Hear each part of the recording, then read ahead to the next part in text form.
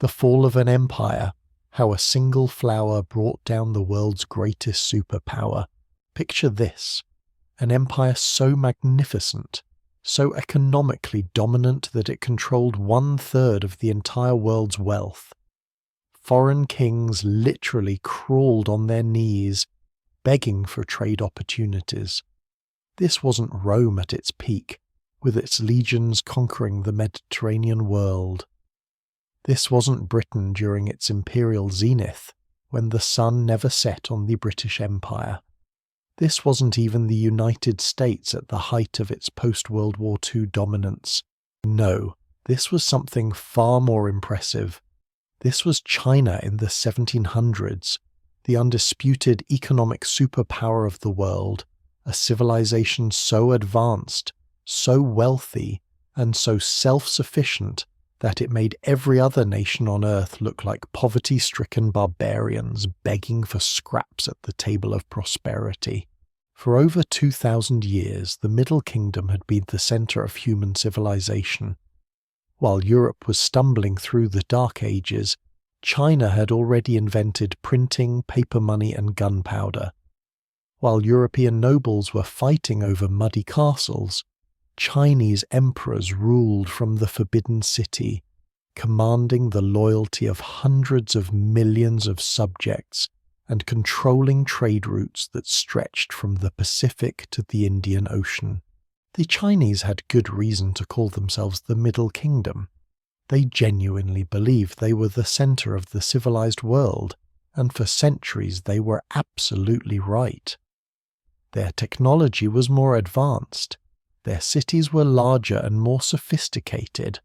Their art was more refined, and their wealth was beyond anything Europeans could imagine. But here's the mind-blowing twist that'll make your jaw drop.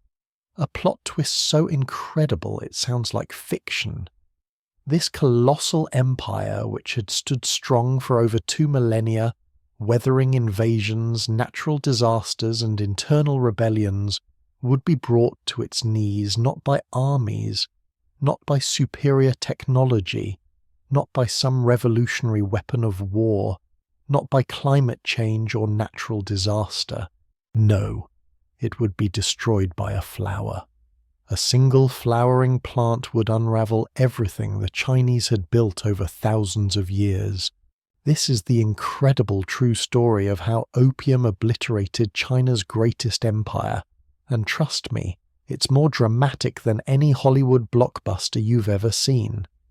It's a story of greed and addiction, of cultural collision and economic warfare, of how the pursuit of profit can destroy civilizations and how weakness, even in the mightiest empire, can be exploited by those ruthless enough to capitalize on human frailty. But this isn't just a story about China or about opium. It's a story about how quickly the world order can change, how economic systems that seem stable for centuries can collapse in a generation, and how the combination of addiction, corruption, and foreign interference can bring down even the most powerful civilizations in history. It's also a story that resonates eerily with our modern world, a tale of how global trade can become a weapon, how addiction can destroy societies, and how powerful nations can exploit the weaknesses of others for profit, leaving devastation in their wake. Before we dive into this epic tale of power, addiction, and empire, here's a quick favour. If you're actually listening to this, smash that like button or hit subscribe. I'm always curious about where my audience is tuning in from. Drop a comment with your city and what time it is right now. It's wild to think some of you might be sipping morning coffee in London while I'm recording this late at night here in the States. Or maybe you're having lunch in Tokyo or it's evening in Sydney. The fact that we're all connected across time zones, sharing this story of global connection and conflict from centuries past, is pretty amazing when you think about it. Alright, get comfortable. And I mean really comfortable. Adjust those pillows, grab that blanket, maybe make yourself a cup of tea, though after this story you might think differently about the global tea trade. This story is going to take you on a journey you won't forget, through palaces and opium dens, aboard smuggling ships and into imperial courts, across decades of history that changed the world forever. Chapter 1, The Dragon Awakens, dawn in Canton, 1800. The year was 1800, and the sun was rising over Canton harbour in southern China like a golden dragon emerging from the mist, its rays catching the silk banners that fluttered from hundreds of ships anchored in the greatest commercial port the world had ever seen. The air itself seemed to pulse with wealth. The intoxicating blend of salt water, exotic spices, burning incense, and the sweat of commerce filled every breath. The symphony of prosperity echoed across the harbour like a great orchestra of capitalism, merchants shouting in a dozen languages: Mandarin, Cantonese, English, Portuguese, Dutch, Arabic, Hindi. The groaning of ship masts heavy with cargo worth more than the treasuries of most European kingdoms, the metallic clanging of silver ingots being unloaded by the ton. This wasn't just any port. This wasn't even just the busiest port in Asia. This was Canton, the only gateway where foreign merchants were permitted to taste the riches of the Middle Kingdom, the single point of contact between the Chinese Empire and the outside world. And let me tell you something that'll blow your mind. There was no place on earth, not London, not Amsterdam, not Venice at its height, where more money flowed than through this single Chinese city. Picture the scene in your mind. A harbour stretching as far as the eye can see, filled with vessels of every description. Massive Chinese junks with their distinctive battened sails and high sterns, their hulls painted in brilliant reds and golds, loaded down with silk, tea and porcelain. Sleek European ships, British, Dutch, French, Portuguese, American, their holds heavy with silver bullion, the only currency the Chinese would accept in exchange for their precious goods. The harbour itself was a floating city. Thousands of people lived aboard sampans and houseboats, entire families whose lives were spent on the water, serving the great machine of international commerce. Children played on deck while their parents loaded and unloaded cargo, navigated the treacherous currents between the larger ships, and haggled over prices in the polyglot mixture of languages that had evolved to facilitate trade. On shore, the city of Canton stretched inland from the waterfront, a maze of narrow streets lined with shops, warehouses, and the homes of the wealthy merchants who controlled this flow of global wealth. The architecture was distinctly Chinese, curved roof lines with upturned eaves, painted in brilliant colours, decorated with dragons and phoenixes and other symbols of prosperity and good fortune. But what made Canton truly unique wasn't just its wealth or its bustling activity. It was its position as the sole interface between two worlds. The Chinese Empire, vast and self-contained, looking inward toward its own ancient civilization, and the rest of the world, increasingly desperate to access Chinese goods but finding themselves locked out of the Chinese market, able to trade only here, under strict Chinese control, according to Chinese rules. Now I know what you're thinking. Wait a minute, weren't European countries the economic powerhouses during this time? Wasn't this the era of the Industrial Revolution, of British naval supremacy, of European colonial empires spanning the globe? That's what they taught you in history class, right? Wrong. Dead wrong. Here's the reality that your textbooks probably glossed over. China in 1800 was so economically dominant that it produced over 1/3 of everything manufactured on the entire planet. Let that sink in for a moment. One country, with roughly a third of the world's population, creating a third of the world's goods, controlling a third of the world's wealth. To put this in perspective that'll make your head spin, imagine if today's United States, Japan, and Germany's economies were somehow merged into one unstoppable economic machine. That was China in 1800. Imagine if one country controlled not just global manufacturing, but also the most advanced technology, the most sophisticated financial systems, and the largest consumer market on Earth. That was the reality of Chinese dominance. The numbers are staggering. China's gross domestic product in 1800 was larger than all of Europe combined. The Chinese population of around 300 million was not just fed and housed, but lived in a complex, sophisticated society with levels of literacy, urbanization, and technological advancement that wouldn't be matched by European countries for decades. Consider what China had already achieved by 1800. They had invented paper in the 2nd century BC, more than 1,000 years before it appeared in Europe. They had developed printing with movable type in the 11th century, 4 centuries before Gutenberg. They had invented gunpowder, the compass, and countless other technologies that Europeans were still trying to master or improve upon. Chinese cities were massive by world standards.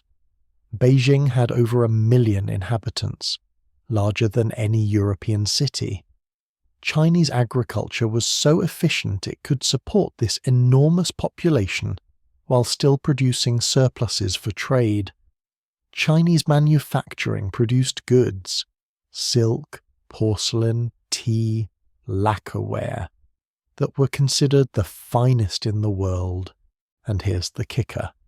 China was so wealthy, so self-sufficient, that it didn't need anything from the outside world. Nothing. While European nations were frantically establishing colonies, fighting wars over trade routes, and desperately seeking new sources of wealth, China could afford to be almost completely isolationist. European merchants weren't just trading with China. They were practically begging on their knees for the privilege, like supplicants at the court of a great emperor. And China's response, essentially, thanks, but we're good. We don't need you. The Chinese emperor looked at these Western kingdoms and saw nothing but barbarian states with absolutely nothing of value to offer the Middle Kingdom. And from China's perspective, why wouldn't they feel this way? The evidence was overwhelming. Let's walk through the Chinese imperial court in Beijing for a moment, because this is where the attitude that would shape international relations was formed. The Forbidden City in 1800 was the most magnificent palace complex on Earth. Nearly 200 buildings spread across 180 acres, home to the emperor and his court of thousands. The very name Forbidden City tells you everything about Chinese attitudes toward foreigners. This was a place where outsiders were not welcome, where the Son of Heaven ruled in splendid isolation. When European ambassadors were occasionally granted audiences with the emperor, the protocol was designed to emphasize Chinese superiority. Foreign envoys were required to perform the kowtow, prostrating themselves and knocking their heads against the floor 9 times. From the Chinese perspective, this wasn't humiliation, it was simply the natural order of things. The emperor was the Son of Heaven, ruling the Middle Kingdom at the center of the civilized world. Everyone else was, by definition, a barbarian. Think about it from the Chinese perspective. What did these European barbarians have to offer? Paper, Chinese invention from 105 AD, printing, Chinese innovation from 868 AD, gunpowder, Chinese discovery from around 850 AD, the compass that guided ships across oceans, Chinese invention from around 1040 AD. But it went far beyond just these famous 4 great inventions. The Chinese had developed blast furnaces for iron production 1,000 years before Europeans. They had invented the mechanical clock, paper money, the spinning wheel, the wheelbarrow, the stirrup, the crossbow. They had developed advanced mathematics, astronomy, and medicine, porcelain so exquisite you could see through it like glass, so fine that Europeans called it white gold and went to extraordinary lengths to discover its secrets. Chinese. Silk so luxurious that European nobility would literally bankrupt themselves for a few yards. So precious that the trade routes carrying it from China to Europe were called the Silk Road. Chinese innovation from around 2700 BC. Tea, which had become such an obsession in Britain that the average English person consumed over 2 pounds of it per year. Chinese. Not just the plant, which grew naturally only in China, but the entire culture of tea cultivation, processing, and preparation, lacquerware that could preserve wood for centuries with a glossy, durable finish that European craftsmen couldn't replicate. Chinese. Advanced agricultural techniques that allowed China to support a population density far higher than anywhere else on Earth. Chinese innovations accumulated over thousands of years. Even Chinese philosophy and governance systems were more sophisticated than anything Europeans had developed. The Chinese had created a meritocratic civil service system based on competitive examinations, government by the most educated and capable, rather than by hereditary nobility. They had developed complex legal codes, sophisticated taxation systems, and administrative structures that governed an empire larger and more populous than all of Europe combined. From the Chinese perspective, what exactly did these European barbarians have to offer? Crude woolen textiles that couldn't compare to Chinese silk, primitive metalwork that was inferior to Chinese craftsmanship, military technology that the Chinese had invented centuries earlier and then improved upon. The attitude of Chinese officials toward Europeans was perfectly summed up in a famous letter from Emperor Qianlong to King George III of Britain in 1793. As your ambassador can see for himself, we possess all things. I set no value on objects strange or ingenious, and have no use for your country's manufactures. This wasn't arrogance. From the Chinese perspective, it was simply stating facts. China was the world's most advanced civilization, the wealthiest country on earth, and completely self-sufficient. Why would they need anything from less advanced societies? But here's where the story gets interesting and tragic. This very superiority, this self-sufficiency that had been China's greatest strength for thousands of years, was about to become its greatest vulnerability. When foreign merchants arrived in Canton, they weren't treated as equals or respected partners. They were barely tolerated nuisances, and the entire trading system was designed to keep them in their place, to extract maximum profit while maintaining complete Chinese control over the interaction. Here's how the system worked, and it was brilliantly restrictive. A masterclass in how a dominant power can control international trade to its advantage. First, foreigners could only trade in Canton. Nowhere else in the vast Chinese empire that stretched from the Pacific Ocean to the mountains of Central Asia, from the tropical south to the frozen north. Imagine if today you could only do business with the United States by going to a single city, say Miami, and were forbidden from visiting New York, Los Angeles, Chicago, or anywhere else in the country. That's essentially what China imposed on foreign traders. Second, they were confined to specific buildings outside the city walls called factories, though these weren't manufacturing plants but trading houses. essentially a foreign ghetto where the barbarians could be kept separate from civilized Chinese society. These factories were located on a narrow strip of land along the Pearl River waterfront, outside Canton's city walls. The area was only about 2,200 feet long and 700 feet deep, roughly the size of a few city blocks, and this tiny space contained the entire interface between China and the outside world. The factories themselves were impressive buildings, multi-story structures built in a mix of Chinese and European architectural styles, with warehouses on the ground floors and living quarters above. Each major trading nation had its own factory. The British factory, the American factory, the Dutch factory. But impressive as they were still essentially gilded cages. Third, foreigners couldn't bring wives or families.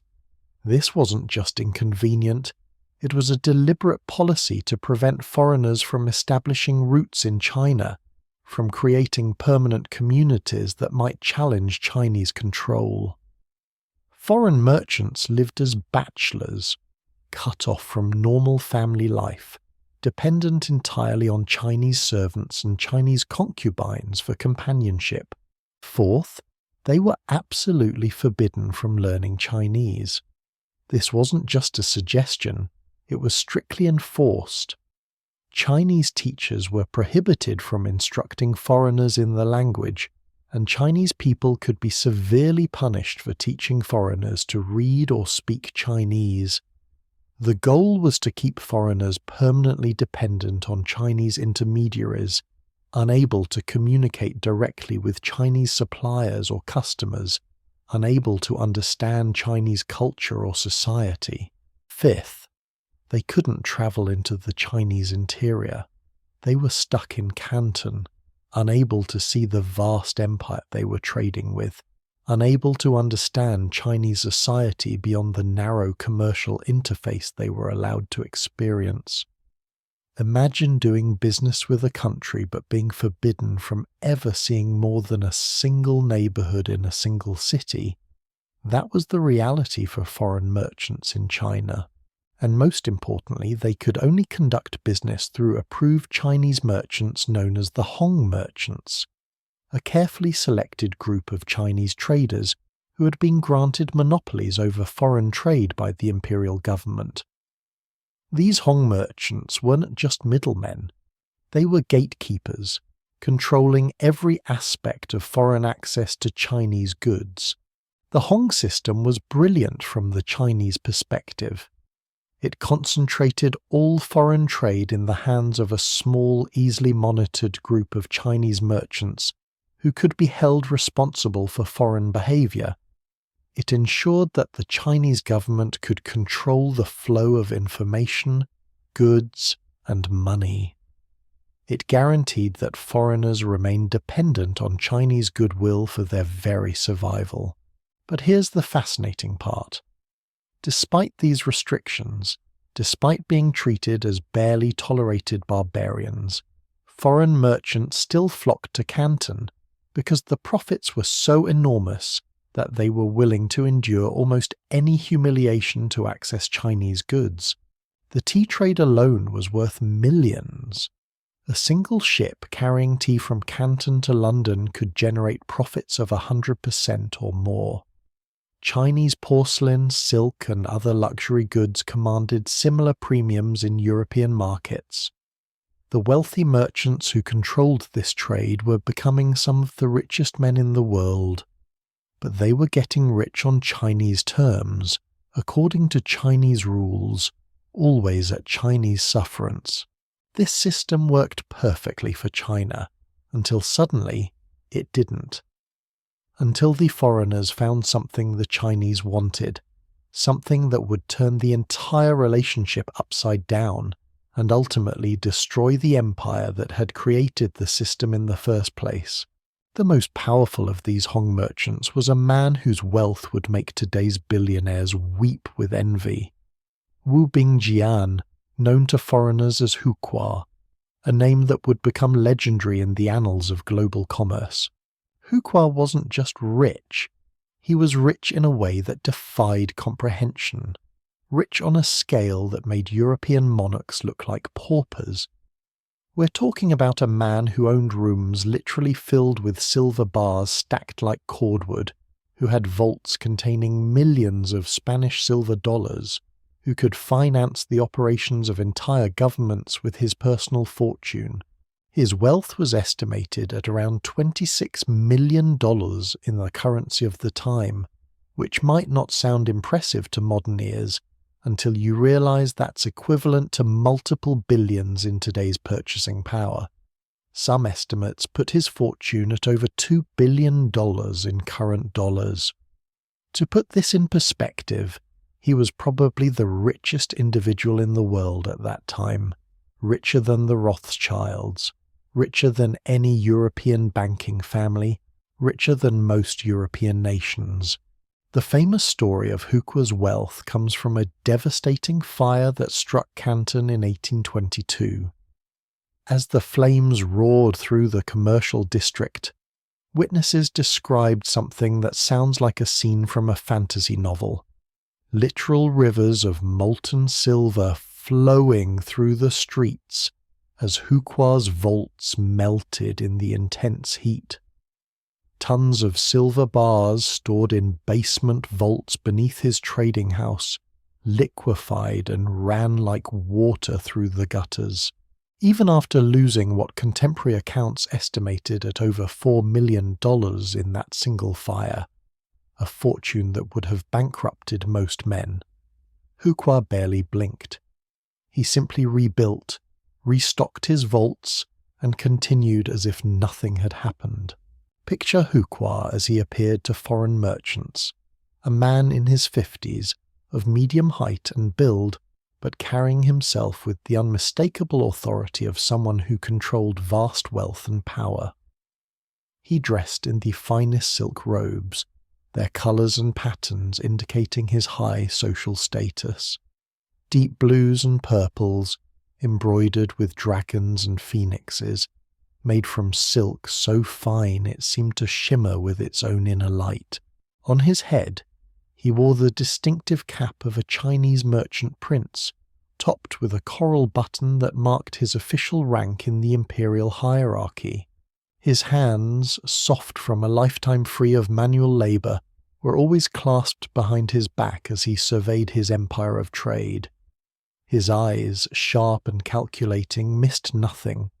Not the quality of the tea being loaded onto foreign ships, not the exact weight of the silver being unloaded, not the expressions on the faces of the foreign merchants who depended on his goodwill for their fortunes. Around him constantly swarmed an army of clerks and assistants, hundreds of men who managed the vast complexity of his trading operations. These weren't just employees, they were part of an extended commercial family that had served the Wu family for generations. They scurried around like ants, each with specific responsibilities. Some specialized in tea quality and grading, others in silk evaluation, still others in the complex calculations needed to convert between different currencies and weights, and measures used by traders from around the world. Watch as crates of silver, actual silver bars and coins, are carried off ships like ordinary cargo. But this isn't ordinary cargo. This is the wealth of nations flowing into the hands of one Chinese merchant. Spanish silver dollars from the Americas, Portuguese coins, British sterling, all of it flowing into Huqua's coffers because he controlled access to the goods the world desperately wanted. The daily routine was mesmerizing. British East India Company ships would arrive, their captains respectfully waiting for permission to dock. Huqua's representatives would board the ships, inspect the cargo, and determine the exchange rate for that day's trading. Then the real spectacle would begin. Hundreds of Chinese workers, moving with choreographed precision, would unload tons of silver while simultaneously loading the ship's holds with tea, silk and porcelain. But Huqua was more than just a merchant. He was a banker, financier, and what we'd call today a multinational businessman. He made loans to foreign merchants, invested in their trading voyages, and even began moving money overseas through his American partners, essentially creating an early form of international banking. His relationship with American merchants was particularly close. Unlike the British, who were associated with the East India Company and its increasingly aggressive commercial policies, the Americans came as independent traders, and Huqua found them more trustworthy partners. He began investing portions of his vast fortune in American securities, essentially becoming one of the first Chinese investors in the American economy. Through American merchants like Robert Bennett Forbes and John Perkins Cushing, Huqua moved millions of dollars out of China, investing in American railroads, manufacturing companies, and government bonds. This wasn't just business diversification, it was insurance. Even in 1820, Huqua could see storm clouds gathering. The opium trade was beginning to change the dynamics of Canton commerce, and he was smart enough to protect his wealth by spreading it across the globe. But what made Huqua truly remarkable wasn't just his wealth, it was his character. In an era and a business known for corruption and dishonesty, Huqua's word was considered absolutely reliable. Foreign merchants would enter into deals worth hundreds of thousands of dollars based on nothing more than Huqua's verbal agreement. His reputation for honesty was so strong that good as Huqua's word became a saying among Canton traders. This trust wasn't just good business, it was survival. Huqua understood that his position depended not just on imperial favour, but on maintaining the confidence of foreign merchants. If they lost faith in him, they could potentially bypass his operations or pressure their governments to take action against the Canton system. So he built his empire not just on wealth, but on reputation. The trade was beautifully simple from China's perspective. Europeans and Americans desperately wanted Chinese luxury goods, especially tea, which had become an absolute obsession in England. The Chinese didn't want European goods in return, so the Westerners paid in silver, pure precious silver, tons of it. Let's pause here to understand just how obsessed with tea the British had become, because this obsession was driving the entire global economy. Tea consumption in Britain had grown from virtually nothing in 1660 to over £40 million annually by 1800. The average English person was consuming over £2 of tea per year, men, women and children. Tea had become more than a beverage. It was a social institution, a daily ritual, an essential part of British identity. The British government was so dependent on tea revenue that it taxed tea imports heavily, generating millions of pounds in revenue annually. The Boston Tea Party of 1773 had been sparked by British attempts to maintain their monopoly on tea sales in the American colonies. Even after losing America, Britain's tea obsession continued to grow, but tea was just the beginning. Chinese silk was considered the finest in the world. European attempts to produce silk had failed miserably, producing inferior fabric that couldn't compare to Chinese craftsmanship. Chinese porcelain was so superior to European pottery that wealthy Europeans were willing to pay incredible prices for Chinese ceramics, which they called China, literally naming the entire category of fine ceramics after the country that produced it. Chinese lacquerware, furniture, decorative arts, spices, and luxury goods of every description filled European markets. The wealthy classes of Europe and America had developed an insatiable appetite for Chinese goods, and this appetite was driving one of the largest transfers of wealth in human history. Here's the scale we're talking about. British imports from China were worth over $3 million annually by 1800, equivalent to hundreds of millions in today's money. The Americans, despite being a much smaller market, were importing Chinese goods worth over $5 million annually. And all of this was being paid for in silver. Spanish silver from the Americas, Portuguese silver, British silver, silver from mines across Europe and the New World. It was all flowing into China at a rate that was beginning to affect global silver supplies. China was essentially draining the world of silver, and the Chinese were perfectly happy with this arrangement. But here's where the story gets interesting and tragic. This very success, this perfect trade arrangement from China's perspective, contained the seeds of its own destruction. The European merchants weren't just frustrated by the trade imbalance, they were getting desperate. Britain was literally running out of silver. The Spanish colonies that had supplied much of the world's silver for centuries were becoming independent, disrupting traditional supply chains. The amount of silver leaving Europe for China was becoming unsustainable. Something had to change. The Europeans needed to find something the Chinese wanted, something that would balance the trade and stop the hemorrhaging of silver from European treasuries. And that's when they discovered that the Chinese did want something after all. Something that would change everything. Something that would transform the relationship between China and the West from one of Chinese dominance to one of Western control. Something that would ultimately destroy the greatest empire on earth. Chapter 2. The Seeds of Destruction Enter the Poppy. In the gardens of Bengal, under the tropical sun of British-controlled India, grew a flower that would change the course of world history. The opium poppy, Papaver somniferum, its name literally meaning sleep-bringing poppy. Beautiful, delicate, with petals like tissue paper in shades of white, pink, and red, surrounding a seed pod that contained one of the most powerful psychoactive substances known to humanity.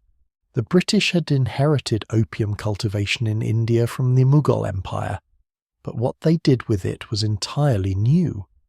They industrialized it, systematized it, turned it into a machine for generating wealth, and ultimately for waging economic war against China.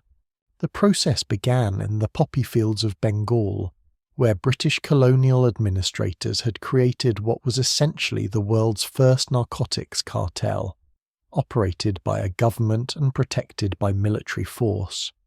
Thousands of Indian farmers were contracted to grow poppies under British supervision, their crops purchased at fixed prices by the British East India Company, which held a monopoly on opium production. The cultivation process was labour-intensive and required considerable skill.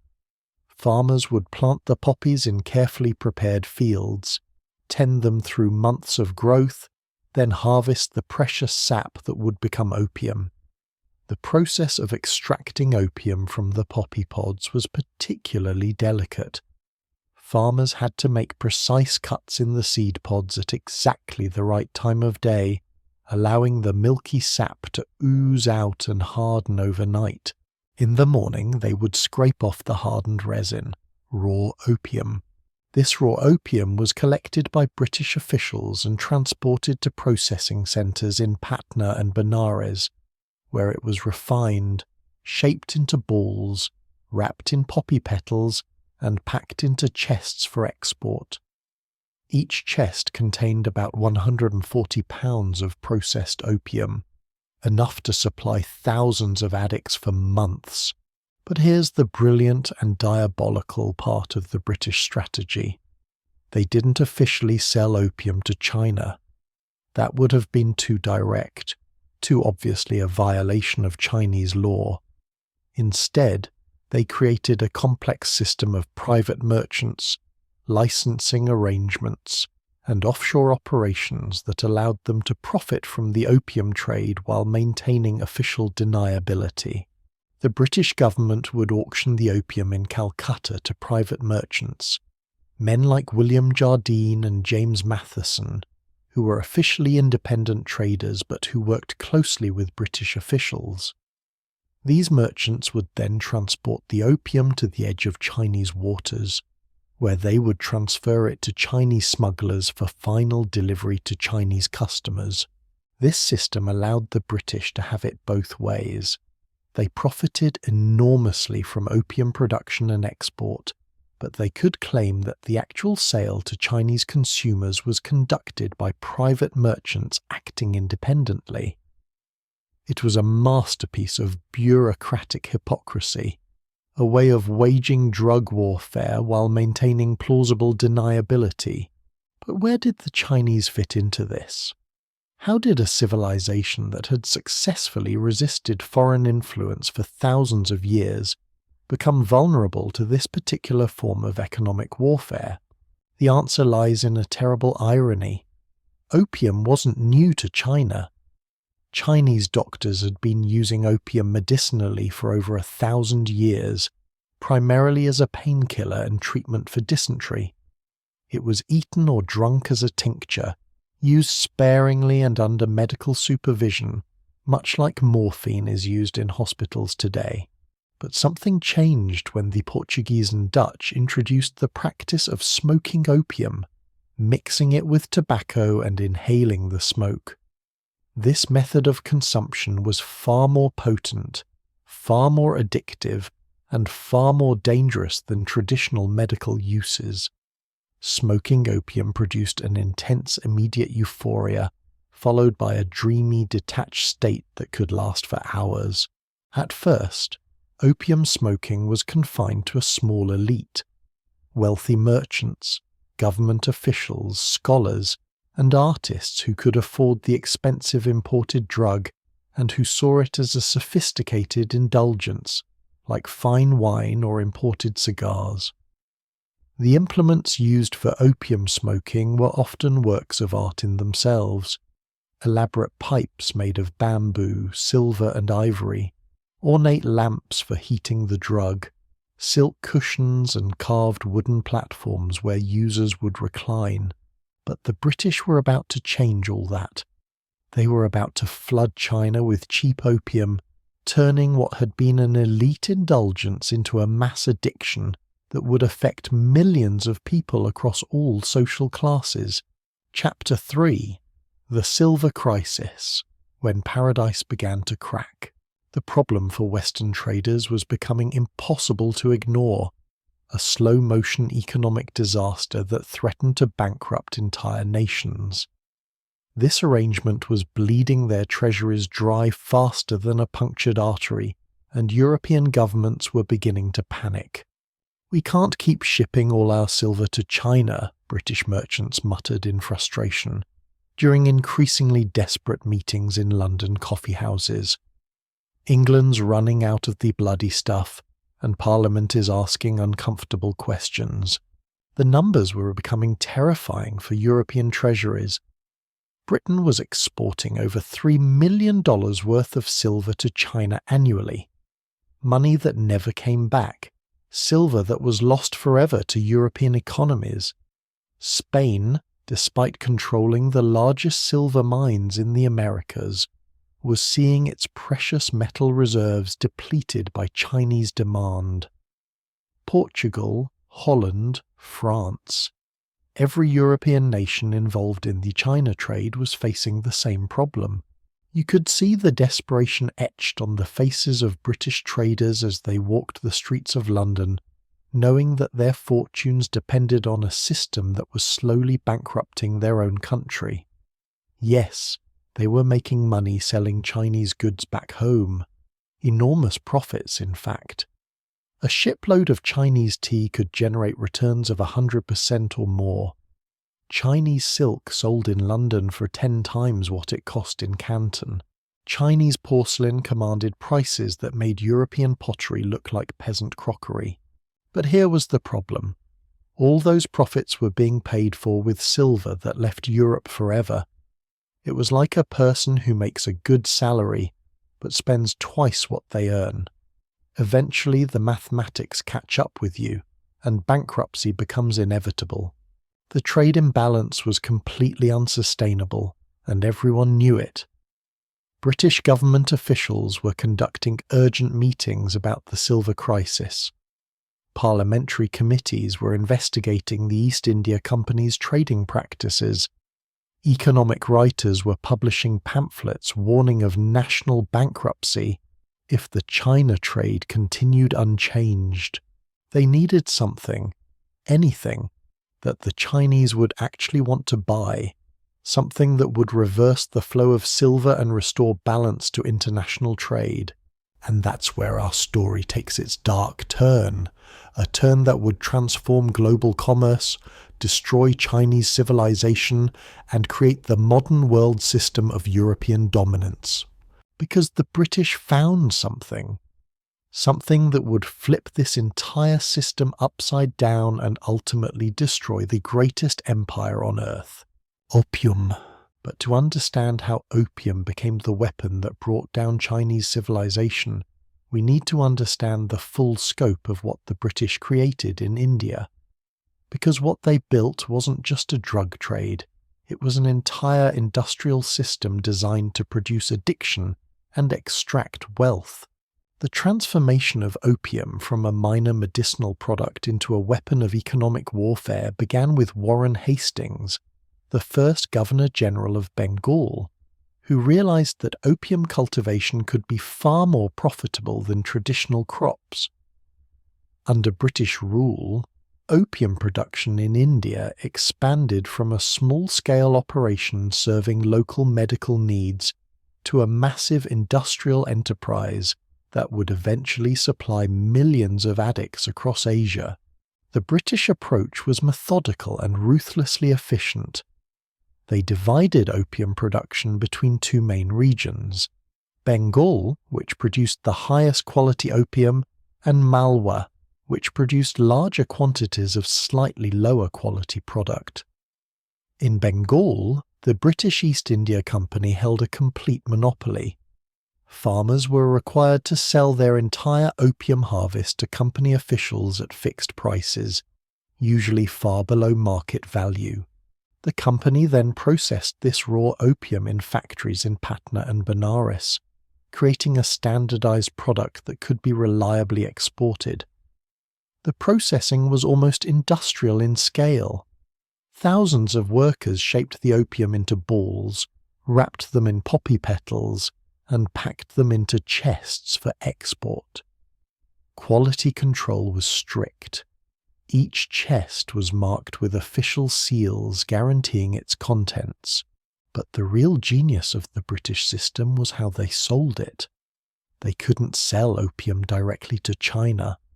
That would have been too obvious a violation of Chinese sovereignty, and it would have made the British government directly responsible for drug trafficking. Instead, they created what economists today would recognize as a complex money laundering operation. The British government would auction the opium in Calcutta to private merchants. These merchants, men with names like Jardine, Matheson, Dent and others, would bid against each other for the right to purchase chests of opium. The auctions were elaborate affairs, held in grand halls in Calcutta, with British officials presiding over the sale of what was essentially industrial quantities of narcotics. Once the private merchants purchased the opium, they became responsible for transporting and selling it. The British government could then claim that they weren't involved in the actual drug trade. They were simply allowing private merchants to bid on a commodity produced in British territory. This system generated enormous revenues for the British Empire. By 1838, opium sales were providing over 15% of the total revenue of British India, a massive source of funding for British colonial operations. The profits from opium were used to pay for the British military presence in India, to fund colonial administration, and to finance British expansion across Asia. But the human cost was becoming apparent even to contemporary observers. British officials in India wrote private letters expressing concern about the morality of the opium trade. Some resigned rather than participate in what they saw as an immoral enterprise, but the profits were too enormous, and the strategic advantage too great for the British government to change course. In Canton harbour, astute observers began noticing unusual ships anchored offshore, flying no flags, mysterious vessels that seemed to exist in a legal grey area between nations. Local Chinese seemed to avoid these mysterious vessels during daylight hours, but at night, small boats would slip out to them under cover of darkness like shadows on water, conducting business that everyone understood but no one officially acknowledged. Turkish and Indian opium merchants would explain with knowing nods and carefully neutral expressions. Technically illegal in China, but the shrug that followed spoke volumes about the reality of commerce in Canton, where official policy and actual practice existed in entirely different worlds. These ships represented the cutting edge of what would become the most sophisticated smuggling operation in history. They were typically fast-sailing vessels. Later, the famous clipper ships would be designed specifically for the opium trade, built for speed rather than cargo capacity, able to outrun Chinese patrol boats and deliver their illegal cargo quickly and efficiently. The ships would anchor at Linton Island, just outside Chinese territorial waters, but close enough to Canton to make the final delivery run profitable. Linton Island became the offshore headquarters of the opium trade, a place where international law was murky enough that the drug trade could operate with relative impunity. Opium wasn't new to China. It had been used medicinally for over 1,000 years, usually eaten or drunk as a tincture to treat pain and illness. Chinese medical texts from the Qing Dynasty, 618 to 907 AD, described opium as a powerful medicine for treating severe pain, dysentery, and other ailments. It was expensive, carefully regulated, and used only under medical supervision. But something revolutionary and devastating happened when Europeans introduced the practice of smoking opium, mixing it with tobacco, and inhaling the vaporized drug directly into the lungs. This method of consumption was far more potent than eating or drinking opium. The drug reached the brain within seconds, producing an intense euphoria, followed by hours of dreamy detachment from reality. The practice of opium smoking had actually originated in Java and other Dutch colonies, where Chinese immigrants working in European-controlled territories had begun mixing opium with tobacco. When these Chinese workers returned to China, they brought the smoking technique with them, and it began to spread through Chinese society like a slow-burning fire. In nondescript buildings a few blocks from Canton's waterfront, a new world was being born, a world that would ultimately consume Chinese civilization from within. Inside these establishments, which looked like ordinary tea houses or residential buildings from the outside, the air hung thick with sweet, acrid smoke that seemed to cling to everything. Clothes, hair, the wooden walls and floors. Men lay on wooden platforms covered with bamboo mats or silk cushions, their eyes half closed in euphoric stupor as attendants prepared pipes for them with the practiced precision of tea ceremony masters. These pipes were works of art in themselves, long stems made of bamboo or precious wood, connected to ornate metal bowls designed to heat the opium to exactly the right temperature for optimal vaporization.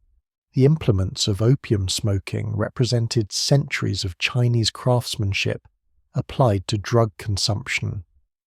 The pipes themselves could be simple bamboo tubes or elaborate works of art made from ivory, silver, and precious woods, decorated with dragons, phoenixes, and other traditional Chinese motifs.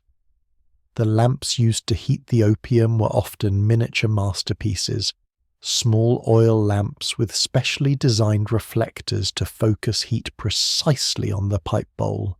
The process was almost ritualistic, elevated to an art form that masked its destructive nature.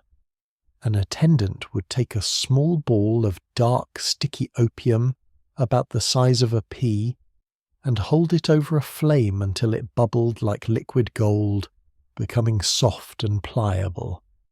Then, with practiced skill, he would place it in the pipe bowl, where the customer would inhale the vapours through the long stem. "One puff and your troubles fade away," merchants would whisper to curious foreigners. "Two puffs and you're floating above the world. 3 and you're in paradise, free from all earthly concerns." The experience of opium smoking was unlike anything most people had ever encountered. Users described a progression of sensations. First, an intense euphoria that made all problems seem insignificant. Then a dreamy state where time seemed to slow down and reality became fluid. Finally, a peaceful detachment from the physical world that could last for hours. At this moment in history, around 1810 to 1820, opium was still primarily smoked by the wealthy elite. Government officials, rich merchants, scholars, and men of leisure who could afford what was still an expensive imported luxury. It was a status symbol, an exotic indulgence of the privileged class, something that sophisticated urban Chinese might try occasionally as a mark of their cosmopolitan tastes. The opium dens of this early period were exclusive establishments, more like private clubs than the degraded spaces they would later become. They were furnished with expensive carpets, silk hangings, and carved wooden furniture. Attendants were trained in the proper rituals of opium preparation. Customers were typically well-dressed men from the merchant and official classes, people who could afford to spend substantial sums on exotic pleasures. But that was about to change in the most catastrophic way imaginable. What started as an elite indulgence was about to become a mass addiction that would destroy millions of lives and bring down the greatest empire on earth. The transformation began when the British realized they could dramatically increase their profits by flooding the Chinese market with cheaper opium, making the drug accessible not just to the wealthy elite, but to ordinary workers, farmers, and even children. They began producing opium in industrial quantities, driving down the price until it became affordable to almost anyone. At the same time, Chinese domestic opium production began to develop. Enterprising Chinese farmers, seeing the enormous profits to be made, began growing poppies in remote provinces where imperial control was weak. This domestic production would eventually make the opium crisis impossible to solve, because even if foreign imports could be stopped, millions of Chinese were now dependent on a drug that could be produced within China itself. The stage was set for a disaster that would unfold over decades, slowly consuming Chinese society from within while enriching foreign merchants and their governments. The beautiful flower that had once provided medicine was about to become the instrument of China's destruction. The British East India Company had established opium plantations across Bengal, transforming what had once been scattered medicinal cultivation into an industrial operation producing thousands of chests of the drug every year. The scale of this operation was staggering. Entire regions of India were converted to opium cultivation, with British officials supervising every aspect of production, from planting to processing to export. A single chest contained about 140 pounds of processed opium, enough to supply hundreds of addicts for months. In 1800, approximately 4,500 chests were being imported to China annually. That's 630,000 pounds of opium flowing into China each year, and demand was growing like wildfire as more Chinese discovered the intense pleasures and devastating consequences of opium smoking. But these numbers were just the beginning. The British were about to expand opium production on a scale that would dwarf these early figures, turning what had been a relatively small trade into a massive commercial operation that would generate more revenue than many entire national economies. To understand the full scope of what the British created, we need to look at the opium production system they established in India, because it was unlike anything the world had ever seen. A government-operated drug cartel that used the power of the state to produce and distribute narcotics for profit. Chapter 4: The Opium Machine, How Britain Industrialized Drug Production. In the fertile plains of Bengal, under the watchful eyes of British colonial administrators, the world's first industrial drug production system was taking shape. This wasn't a hidden operation run by criminals. This was an official enterprise of the British Empire, supervised by government officials, protected by British military forces, and designed to generate maximum revenue for the colonial administration. The British had divided opium cultivation into two main regions, each with its own characteristics and specialties. Bengal opium, produced under direct British East India Company control, was considered the highest quality, dark, sticky, and potent, commanding premium prices in Chinese markets. Malwa opium, produced in the princely states of central and western India, was somewhat lower in quality but produced in larger quantities. The Bengal operation was a masterpiece of colonial exploitation disguised as agricultural development. British officials would visit villages throughout Bengal, contracting with local farmers to grow poppies instead of food crops. The farmers had little choice in the matter. British colonial authority was absolute, and resistance could result in punishment, imprisonment, or worse. The contracts were structured to ensure maximum profit for the British, while keeping Indian farmers in perpetual debt. Farmers received advance payments to plant poppies, but these payments were calculated to be just enough to survive on during the growing season.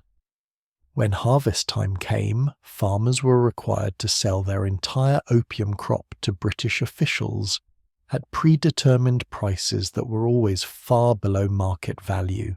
This system created a captive labour force of thousands of Indian farmers who were essentially working as drug producers for the British Empire.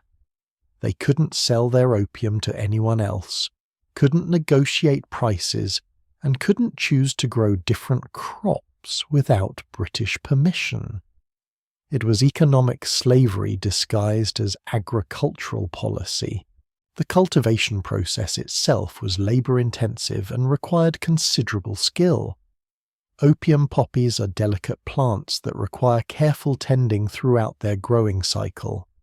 Farmers had to prepare the soil precisely, plant the seeds at exactly the right time, protect the growing plants from pests and weather, and then execute the complex harvesting process that would determine the quality and quantity of the final product. The harvesting of opium was particularly skilled work that had to be done at precisely the right time. Farmers would use small knives to make shallow cuts in the poppy seed pods, allowing the milky white sap to ooze out and harden overnight into raw opium. This process had to be repeated multiple times on each plant, with farmers working before dawn to collect the hardened resin before the heat of the day could affect its quality. The raw opium collected from thousands of farms would then be transported to British processing centres in Patna and Benares, where it underwent industrial-scale refinement. These facilities employed hundreds of workers who transformed the raw opium into a standardized product suitable for export. The processing was almost factory-like in its systematization. Workers would clean the raw opium, removing plant matter and other impurities.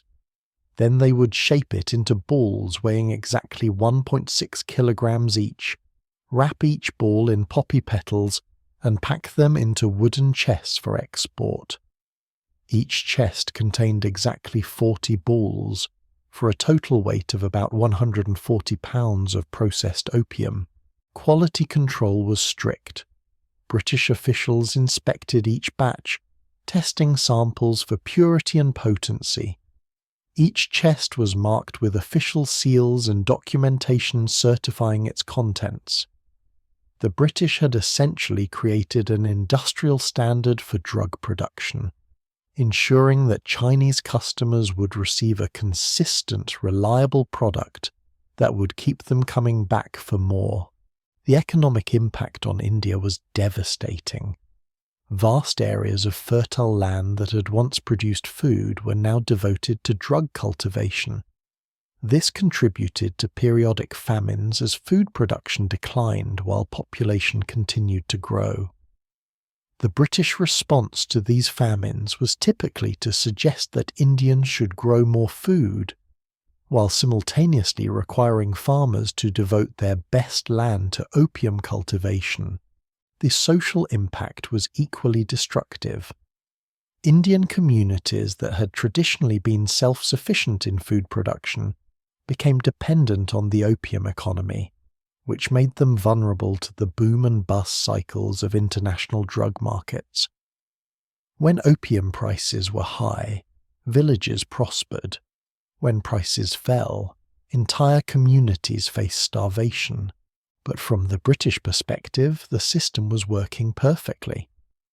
Opium revenues were providing a substantial portion of the total income of British India. By some estimates, as much as 15 to 20% of colonial revenues came directly from opium sales. This money was used to pay for British military forces in India, to fund colonial administration, and to finance British expansion into other parts of Asia. The profits were so enormous that British officials privately admitted they were addicted to opium revenues. Colonial administrators wrote in their private correspondence that they couldn't imagine how British India could function without opium income. The drug trade had become essential to the British colonial project. They needed Chinese addiction to fund their empire. This created a perverse incentive structure where British success depended on Chinese suffering. The more Chinese people became addicted to opium, the more revenue the British generated. The more Chinese society was damaged by drug addiction, the more profitable the British colonial enterprise became. British officials were well aware of the human cost of their policies. They received regular reports about the spread of addiction in China, about families destroyed by opium use, about the economic and social damage being caused by the drug trade. But the profits were too large, and the strategic advantages too great for them to change course. Some British officials did express private concerns about the morality of the opium trade. Letters and diaries from the period show that many colonial administrators were troubled by their role in spreading addiction and destroying Chinese lives. But these moral qualms were overruled by economic necessity and imperial ambition. The British had created something unprecedented in human history. A state-operated drug trafficking enterprise that used all the power of government, military force, legal authority, economic control, to produce and distribute narcotics for profit. It was capitalism at its most ruthless, colonialism at its most exploitative, and imperialism at its most destructive. Chapter 5: The Merchants of Dreams and Death. At Canton Harbour, the most successful trading arrangement in world history balanced on a knife's edge, a delicate equilibrium that had enriched Chinese merchants and frustrated European traders for decades. Goods moved in all directions with clockwork precision, silver flowing into China like a great river, luxury goods flowing out to eager markets around the world. But in the shadows of this legitimate commerce, something far more sinister was taking shape. A new kind of trade that would ultimately destroy everything. William Jardine stood on the deck of a British ship, his weathered face scanning the horizon with the calculating gaze of a man who had seen opportunity where others saw only obstacles. A former ship surgeon turned merchant, Jardine had arrived in Canton in 1820 with little money but enormous ambition. Now, barely 2 decades later, he was one of the wealthiest men in Asia, and his partnership with James Matheson would eventually create Jardine Matheson and Company, one of the most profitable drug smuggling operations in human history. Jardine was a fascinating and contradictory figure, a man who could quote Shakespeare and perform surgery, who was known for his personal integrity in business dealings even as he built his fortune on human misery. Born in Scotland to a farming family, he had trained as a doctor and served as a ship's surgeon on East India Company vessels, before realizing that the real money lay not in healing people, but in trade. "The Chinese want to keep us confined to Canton," Jardine was saying to his associates, his Scottish accent still evident despite decades in Asia. "But with fast clipper ships, we can deliver opium all along the coast. The patrol boats are slow and corrupt. We can outrun the honest ones and bribe the others." James Matheson, his business partner, nodded in agreement. Younger than Jardine and even more ruthlessly ambitious, Matheson had arrived in Canton in 1827 and immediately recognized the potential of the opium trade. Where Jardine brought medical knowledge and maritime experience, Matheson contributed financial genius and an absolute lack of moral scruples about their enterprise. What these two men were planning was the most successful drug smuggling enterprise in history, a network of ships, warehouses, and corrupt officials that would eventually supply millions of Chinese addicts while generating profits that rivaled the revenues of entire European nations. And the Chinese government had no idea of the tsunami heading their way. The scale of their operation was breathtaking. By the 1830s, Jardine Matheson was operating a fleet of fast-sailing ships specifically designed for the opium trade. These weren't ordinary merchant vessels. They were essentially floating drug labs and distribution centers, equipped with hidden compartments, armed with cannon for protection, and crewed by men who were part sailor, part smuggler, part warrior. The company's flagship was Jardine's own vessel, a sleek clipper ship that could outrun any Chinese patrol boat and carry enough opium to supply entire provinces. The ship's holds were filled with specially designed containers that could be quickly dumped overboard if Chinese authorities approached, then recovered later by divers working with the smuggling network. But the real innovation of Jardine Matheson wasn't their ships, it was their distribution network. They had created a sophisticated system of Chinese partners, corrupt officials, and local dealers that could move opium from offshore ships deep into the Chinese interior with minimal risk of detection or interdiction. The process began at Linton Island, where Jardine Matheson and other foreign firms maintained floating warehouses, old ships permanently anchored just outside Chinese territorial waters, their holds converted into storage facilities for thousands of chests of opium.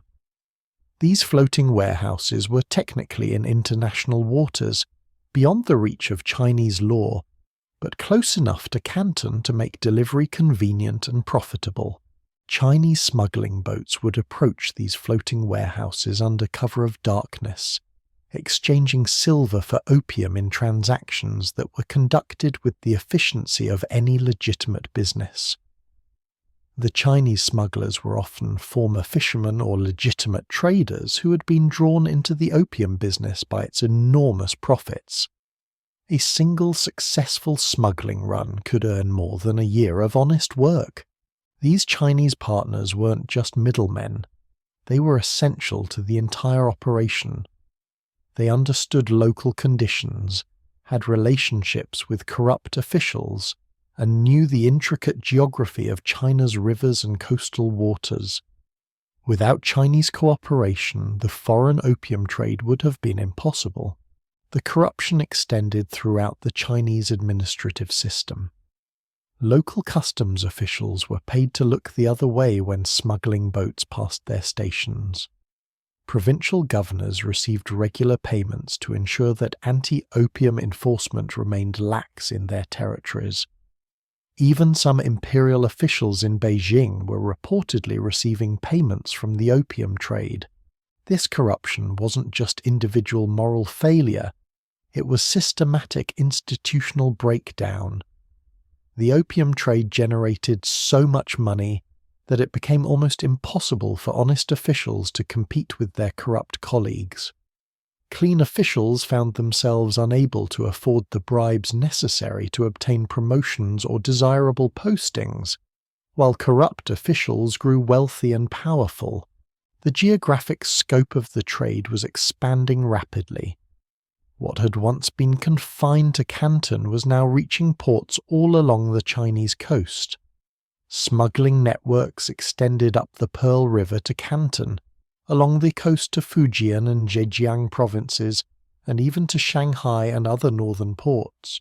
Each new market brought new challenges and new opportunities. Different regions had different preferences for opium quality and pricing.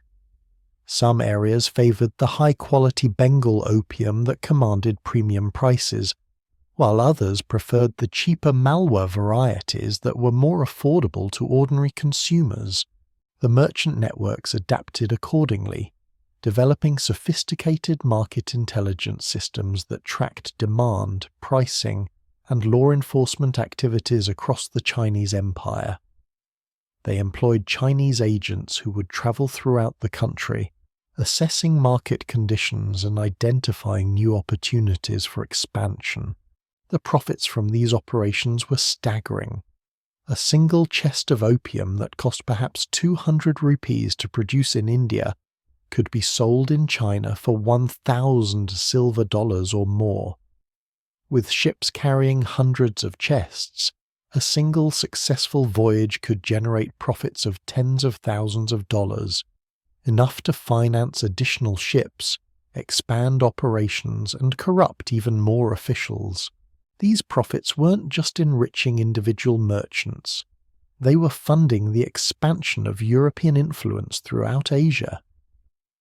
The money made from Chinese addiction was being reinvested in shipping companies, trading houses, and colonial enterprises from India to Southeast Asia.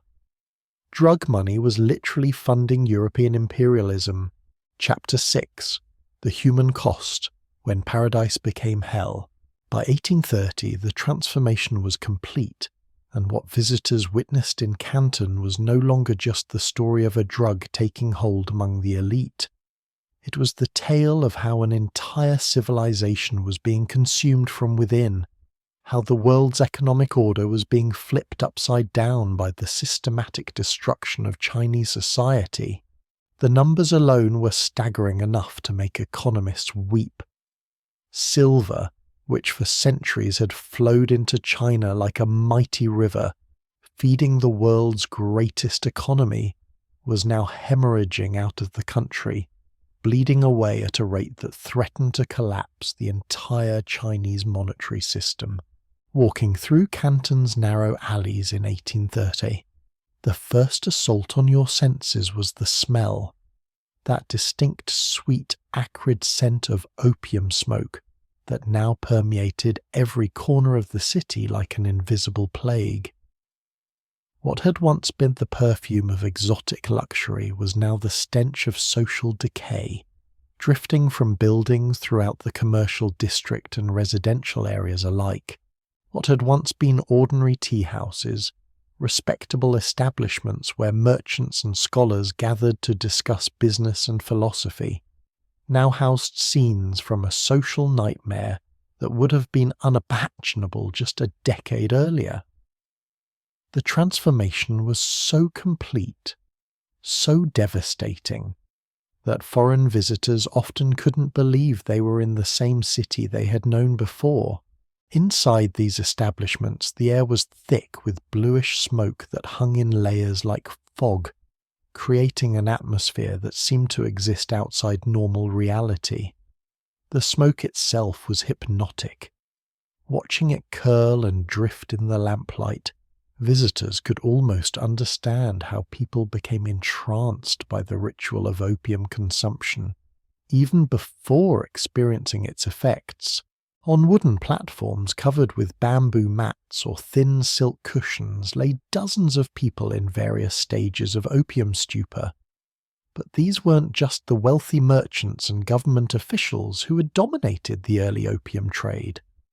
The clientele had expanded to include virtually every level of Chinese society, a cross-section of the empire that revealed the full scope of the addiction crisis.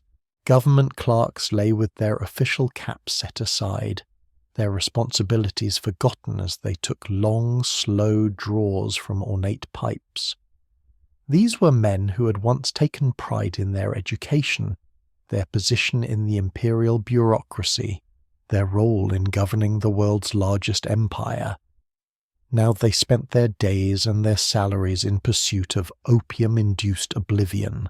Dock workers, their muscles visibly wasted from months of choosing the pipe over food, reclined next to scholars who had once been respected teachers and philosophers.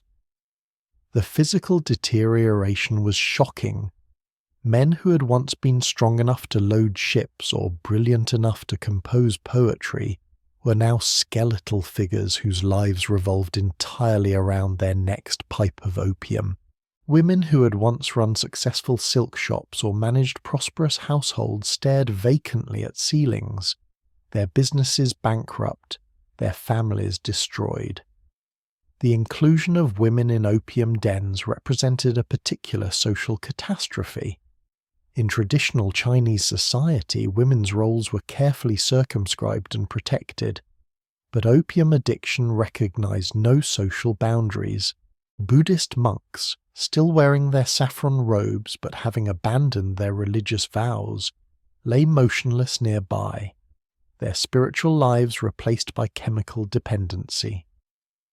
The sight of religious figures among the addicts was particularly devastating to observers, representing the complete breakdown of moral authority in Chinese society. "What happened here?" foreign visitors would whisper to the attendants who moved between customers, preparing pipes with the mechanical precision of factory workers. The answer was always variations on the same theme. Cheaper opium, lots of it. Anyone can afford it now. And this was the terrifying truth. What had once been an expensive luxury available only to the wealthy had become accessible to virtually everyone in Chinese society. A day labourer could now afford enough opium to escape his misery. A farmer could trade his crop for enough of the drug to forget his debts. A shop clerk could spend his wages on temporary paradise. The mathematics of this transformation were as simple as they were devastating. In 1820, about 4,500 chests of opium were being smuggled into China annually, already a massive quantity that represented 630,000 pounds of the drug. By 1830, that number had exploded to nearly 20,000 chests, representing 2.8 million pounds of opium flowing into China every single year. But even these staggering numbers understated the crisis, because they didn't account for the growing domestic production of opium within China itself. Chinese farmers, seeing the enormous profits to be made, had begun cultivating poppies in remote provinces where imperial authority was weak and enforcement was minimal. By 1838, the total volume would reach 40,000 chests, 5.6 million pounds of opium entering or being produced in China annually.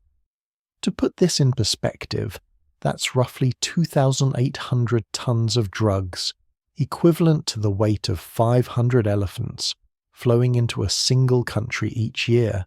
The British had achieved something unprecedented in human history.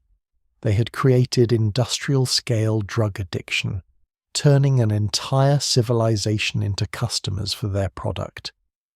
The efficiency of their operation was almost admirable in its ruthlessness. They had identified the weaknesses in Chinese society, exploited those weaknesses with scientific precision, and created a self-sustaining cycle of addiction and profit that seemed impossible to break. The transformation of individual lives was heartbreaking to witness. Families would gather for dinner with empty chairs at the table. Fathers, sons, brothers who were spending their days in opium dens, slowly consuming their bodies and their families' savings in pursuit of chemical escape from reality. "Father hasn't come home again," a young woman would tell her mother, setting out bowls of rice with practiced resignation. "He's at the smoking house." The mother's face, lined with worry and exhaustion, would show the strain of months or years of watching her family disintegrate. "Your brother, too. 3 days now. He sold his fishing nets. What will he do when he has nothing left to sell?" the daughter would ask, already knowing there was no good answer. The progression was predictable and tragic. First, users would sell their luxury possessions, jewelry, fine clothes, books, artwork. Then they would sell their tools and equipment, destroying their ability to earn a living. Finally, they would sell their homes, their land, anything of value, leaving their families destitute while they pursued their addiction to its inevitable conclusion. The Hong merchants found themselves in an increasingly impossible position, caught in a vice that was slowly tightening around them with each passing year. Men like Huqua were immensely wealthy, richer than European kings, more powerful than most government officials, but they were trapped between the incompatible demands of the imperial government and the foreign traders they dealt with, serving as intermediaries in a system that was becoming increasingly unstable and dangerous. They were responsible for foreign behavior in Canton, expected to ensure that taxes were paid and regulations followed, held personally liable for any violations of Chinese law by the merchants they sponsored. If a foreign ship tried to smuggle goods without paying duties, the Hong merchants faced punishment. If foreign merchants behaved disrespectfully toward Chinese officials, the Hong merchants were blamed. If anyone violated the countless regulations governing foreign trade, the Hong merchants paid the price. This system of collective responsibility had worked reasonably well when foreign trade was small and manageable, when violations were rare and punishments were light. But as the volume of trade exploded and the opium smuggling became endemic, the Hong merchants found themselves in an impossible situation. They were being held responsible for activities they couldn't control, blamed for violations they couldn't prevent, punished for crimes they didn't commit. The stress was taking its toll on even the most successful Hong merchants. Huqua, despite his enormous wealth, was showing signs of the strain in private conversations with his American partners. His correspondence from this period reveals a man who was deeply worried about the future, who could see the storm clouds gathering but felt powerless to prevent the coming disaster. Huqua, being brilliant and prescient, was already hedging his bets with characteristic shrewdness. He's investing much of his fortune overseas through his American partners, foreign observers noted with a mixture of admiration and concern.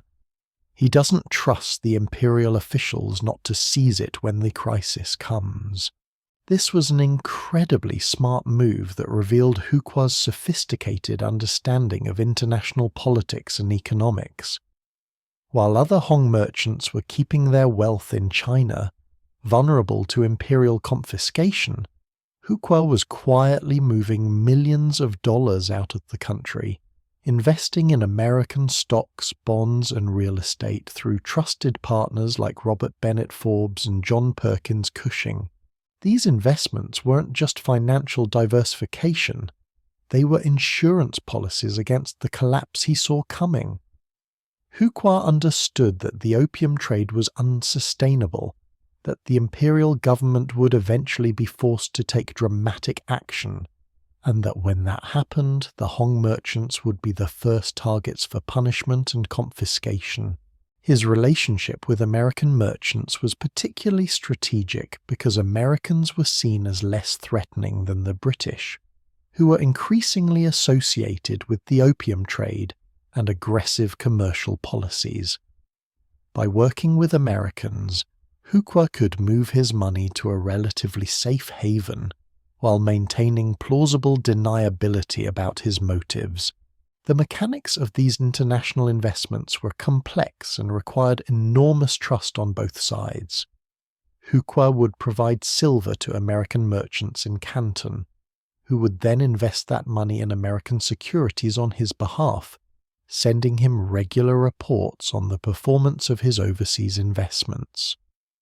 The Americans benefited from access to Huqua's capital, while he gained exposure to the growing American economy and protection against Chinese political instability.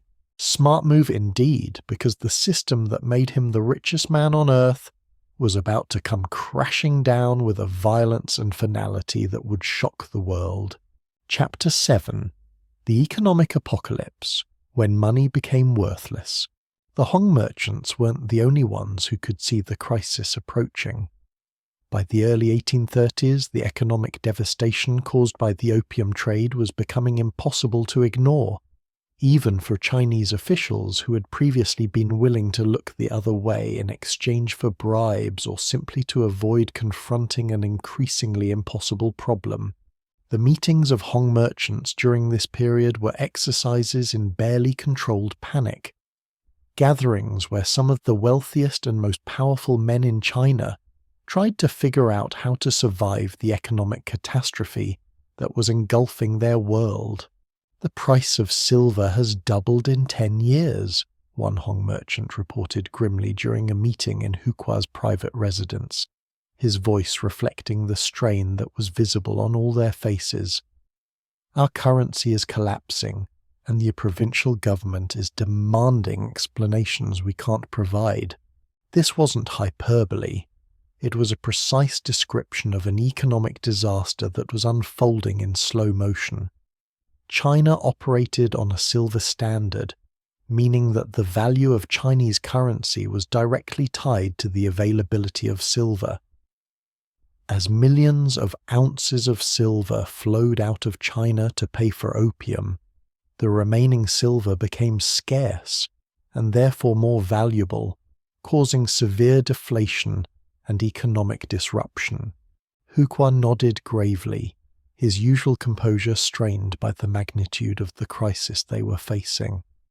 "The provincial government demands we stop the opium trade, yet their own officials are the biggest customers. How can we solve a problem that our supposed allies are perpetuating?" This was the central irony of the situation.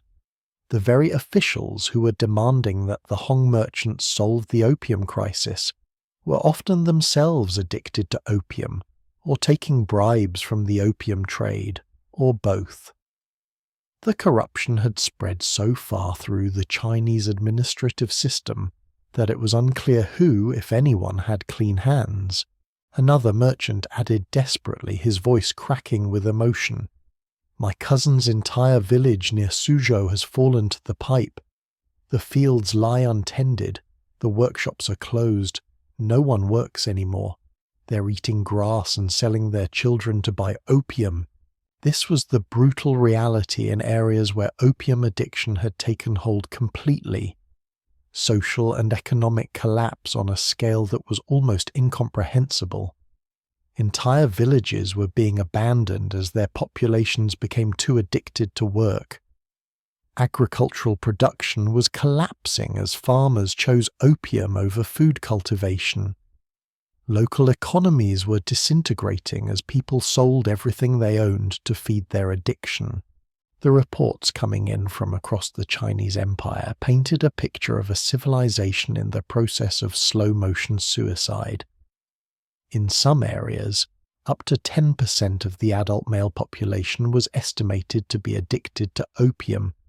In others, the percentage was even higher, reaching levels that made normal social and economic functioning impossible. Productivity collapsed wherever opium took hold. Fields went unplanted because farmers were too addicted to work or had sold their tools to buy drugs. Workshops sat empty because craftsmen had traded their equipment for opium. Markets closed because merchants had spent their capital on addiction rather than trade goods. The human cost was staggering and heartbreaking. Families that had been prosperous for generations were reduced to begging in the streets. Children were sold into slavery to provide money for their parents' addiction. Women were forced into prostitution to support their husbands' opium habits. Walking through Canton during this period, foreign visitors could see the signs of economic collapse everywhere. Buildings that had once been pristine and well-maintained were now crumbling, their owners too impoverished or too addicted to afford repairs. People who had once appeared prosperous and well-fed now looked gaunt and desperate, their clothing shabby, their eyes hollow. "What's happening to the city?" foreign visitors would ask local shopkeepers, trying to understand the transformation they were witnessing. The answers were variations on a theme that revealed the scope of the economic disaster. "Silver leaves faster than rain flows downhill," one shopkeeper explained, glancing around nervously before continuing. "Nothing comes in to replace it. The taxes can't be collected because people have no money left. They've spent it all on opium. Even the provincial officials are struggling to pay their troops." This was a particularly ominous development. The Chinese military and administrative system depended on regular salary payments to maintain loyalty and effectiveness. When those payments became irregular or stopped entirely, the entire structure of imperial authority began to break down. The economic impact was devastating on multiple levels simultaneously. China had been operating on a silver standard, meaning its currency was backed by silver reserves and silver imports. As silver flowed out of the country to pay for opium, the value of money plummeted while the cost of everything else soared. Imagine if the US dollar lost half its value in just a few years. Prices for basic necessities doubling or tripling while wages remained the same. That's what ordinary Chinese people were experiencing, and it was driving millions of them into poverty and desperation that made opium addiction seem like a reasonable escape from an impossible situation. The inflation was particularly cruel because it hit hardest at the poor and working classes who had the least ability to adapt. Wealthy merchants like Huqua could protect themselves by converting their wealth to foreign investments or by hoarding silver and precious goods. But ordinary farmers, craftsmen and labourers saw their purchasing power evaporate as the silver shortage drove up the cost of everything from rice to clothing to tools. This economic pressure created a vicious cycle that accelerated the spread of opium addiction. As life became more difficult and expensive, more people turned to opium as an escape from their problems. As more people became addicted, more silver flowed out of China, making the economic situation even worse, driving even more people to seek chemical escape from their misery. At banquets hosted by Huqua for his American trading partners, extraordinary honours rarely extended to foreigners, events that represented the pinnacle of cultural exchange between East and West. The luxury was mind-boggling even by the standards of wealthy European society. These weren't just meals. They were theatrical productions designed to display the sophistication and wealth of Chinese civilization at its peak. 15 courses of the most exotic dishes Chinese cuisine could offer. Bird's nest soup made from the saliva of swiftlets, harvested from dangerous cliffs and prepared with techniques that had been refined over centuries. Shark fin soup that represented the pinnacle of Chinese culinary art, requiring days of preparation and costing more than most people earned in months. 1,000-year-old eggs preserved in clay and aged until they achieved flavours unknown to Western palates. Pigeon eggs prepared with delicate spices that had travelled across Asia. Abalone so tender it seemed to melt on the tongue. Fish so fresh it had been swimming in Huqua's private ponds that morning. The presentation was as elaborate as the food itself. Each course was served on porcelain so fine it was translucent, decorated with hand-painted designs that were works of art in their own right. The chopsticks were made of ivory or precious woods, inlaid with silver and gold. The serving dishes were antique pieces that represented generations of Chinese craftsmanship. These feasts alone cost more than most people earned in a year, probably more than the entire villages produced an agricultural surplus. The wine served was aged for decades, stored in Huqua's private cellars, and brought out only for the most important occasions. The tea was from bushes that grew on specific mountains, processed by methods that were closely guarded secrets, more expensive per ounce than silver. The setting was equally magnificent. Huqua's private dining room was a showcase of Chinese decorative arts. Silk wall hangings that told stories from classical literature, carved wooden furniture that had been crafted by master artisans, paintings and calligraphy by famous artists, jade sculptures that had been in his family for generations. What made these occasions particularly remarkable wasn't just their luxury, but the cultural bridge they represented.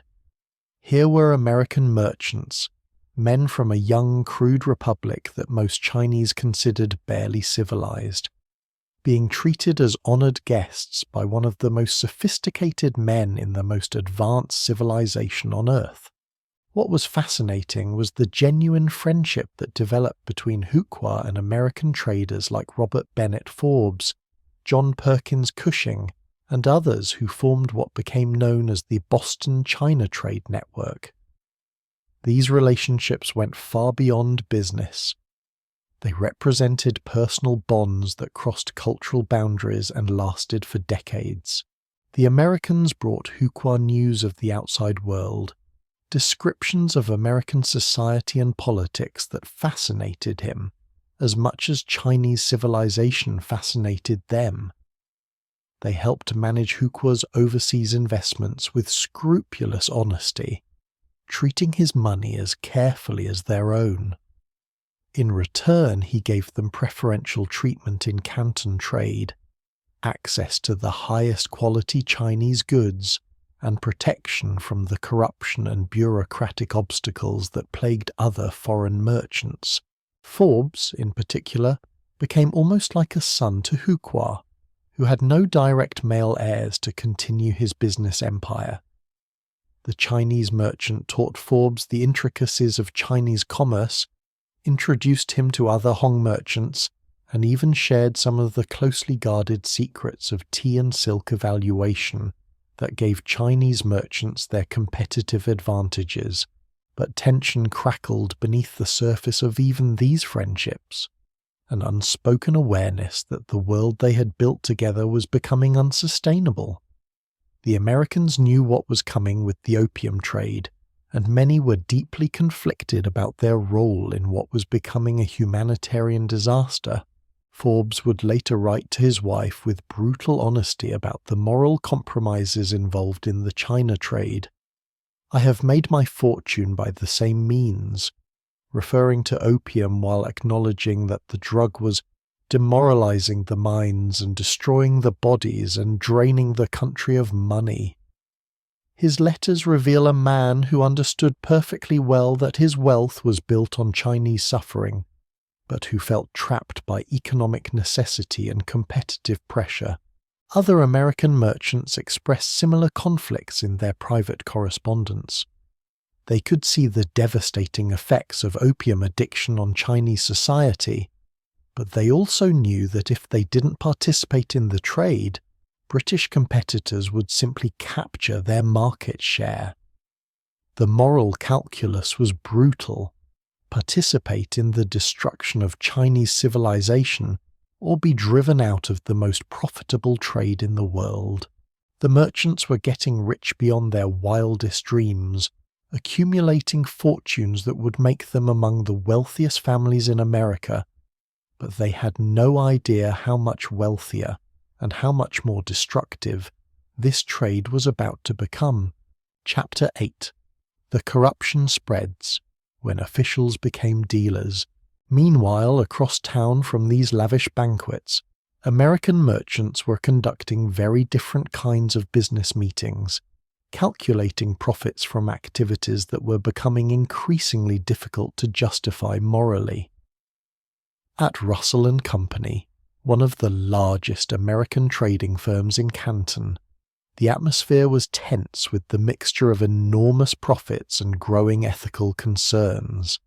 "We cleared $200,000 on the last shipment," one merchant announced, checking his meticulously kept ledger with figures that represented more money than most Americans would see in several lifetimes. Turkish opium isn't as good as the Indian variety, but the margins are still better than anything else we can trade. $200,000 in 1830s money represented purchasing power equivalent to millions today. A single successful opium shipment could generate more profit than a dozen legitimate trading ventures combined. The mathematics was simple and compelling. Nothing else came close to opium in terms of profitability. Another merchant shifted uncomfortably in his chair, his expression troubled by news from home that was making their activities increasingly difficult to ignore. "My father writes from Boston asking if the trade is moral. He's heard the missionaries' reports about the suffering in China, about families destroyed by addiction, about the economic collapse in the interior provinces." This was becoming a common problem for American merchants in the China trade. News of the opium crisis was beginning to reach the United States through missionary reports, diplomatic correspondence, and the letters of merchants themselves. American newspapers were starting to publish accounts of the devastation caused by opium addiction, and public opinion was beginning to turn against the trade. "Warren Delano made a fortune in this trade," the first merchant replied, invoking the name of one of the most successful American China traders. "Nobody questions his morality back in America. His money built railways and factories that employ thousands of people. His donations fund libraries and schools. He wasn't wrong." Warren Delano II, grandfather of future U.S. President Franklin Delano Roosevelt, had indeed made an enormous fortune in the China trade, much of it from opium. That money had been invested in American infrastructure and philanthropy, creating a complex legacy where Chinese suffering had funded American progress. This was one of the most troubling aspects of the opium trade. Its profits weren't just enriching individual merchants, they were funding the Industrial Revolution in America and Europe. The wealth generated by Chinese addiction was being invested in railroads, factories, universities, and libraries across the Western world. "Look," the merchant continued with the rationalization that allowed him to sleep at night, "if we don't do it, the British will just take our share of the market. At least we're bringing some of the wealth back to America instead of letting it all flow to London." It was the classic rationalization that has justified countless atrocities throughout history. If I don't do it, someone else will, so I might as well profit from the inevitable. The logic was simultaneously compelling and morally bankrupt, accurate in its assessment of competitive reality, but devastating in its acceptance of human suffering as an acceptable cost of business. But the corruption wasn't limited to foreign merchants. What made the opium crisis truly intractable was how deeply it had penetrated Chinese society itself, corrupting the very institutions that were supposed to protect the empire from exactly this kind of threat. Back at Canton Harbour, the daily routine now included scenes that would have been impossible just a decade earlier. Chinese soldiers were patrolling more aggressively than before, but their increased vigilance was often theatre designed to provide cover for increased corruption rather than genuine enforcement. Officials were inspecting ships with greater scrutiny, but these inspections frequently ended with private conversations between captains and customs officers, conversations that concluded with the exchange of silver for permission to proceed with illegal cargo intact. The emperor in Beijing has finally noticed what's happening, local guides would explain to foreign visitors who asked about the increased official activity. But it's too late. Too many people are involved in the trade now. Too many officials are addicted themselves. This was the terrible irony that made the opium crisis impossible to solve through conventional means. By the time the imperial government in Beijing fully understood the extent of the crisis, many of the officials tasked with solving it were themselves part of the problem. Imagine asking alcoholics to enforce prohibition, or asking gamblers to regulate casinos. That's essentially what was happening in China.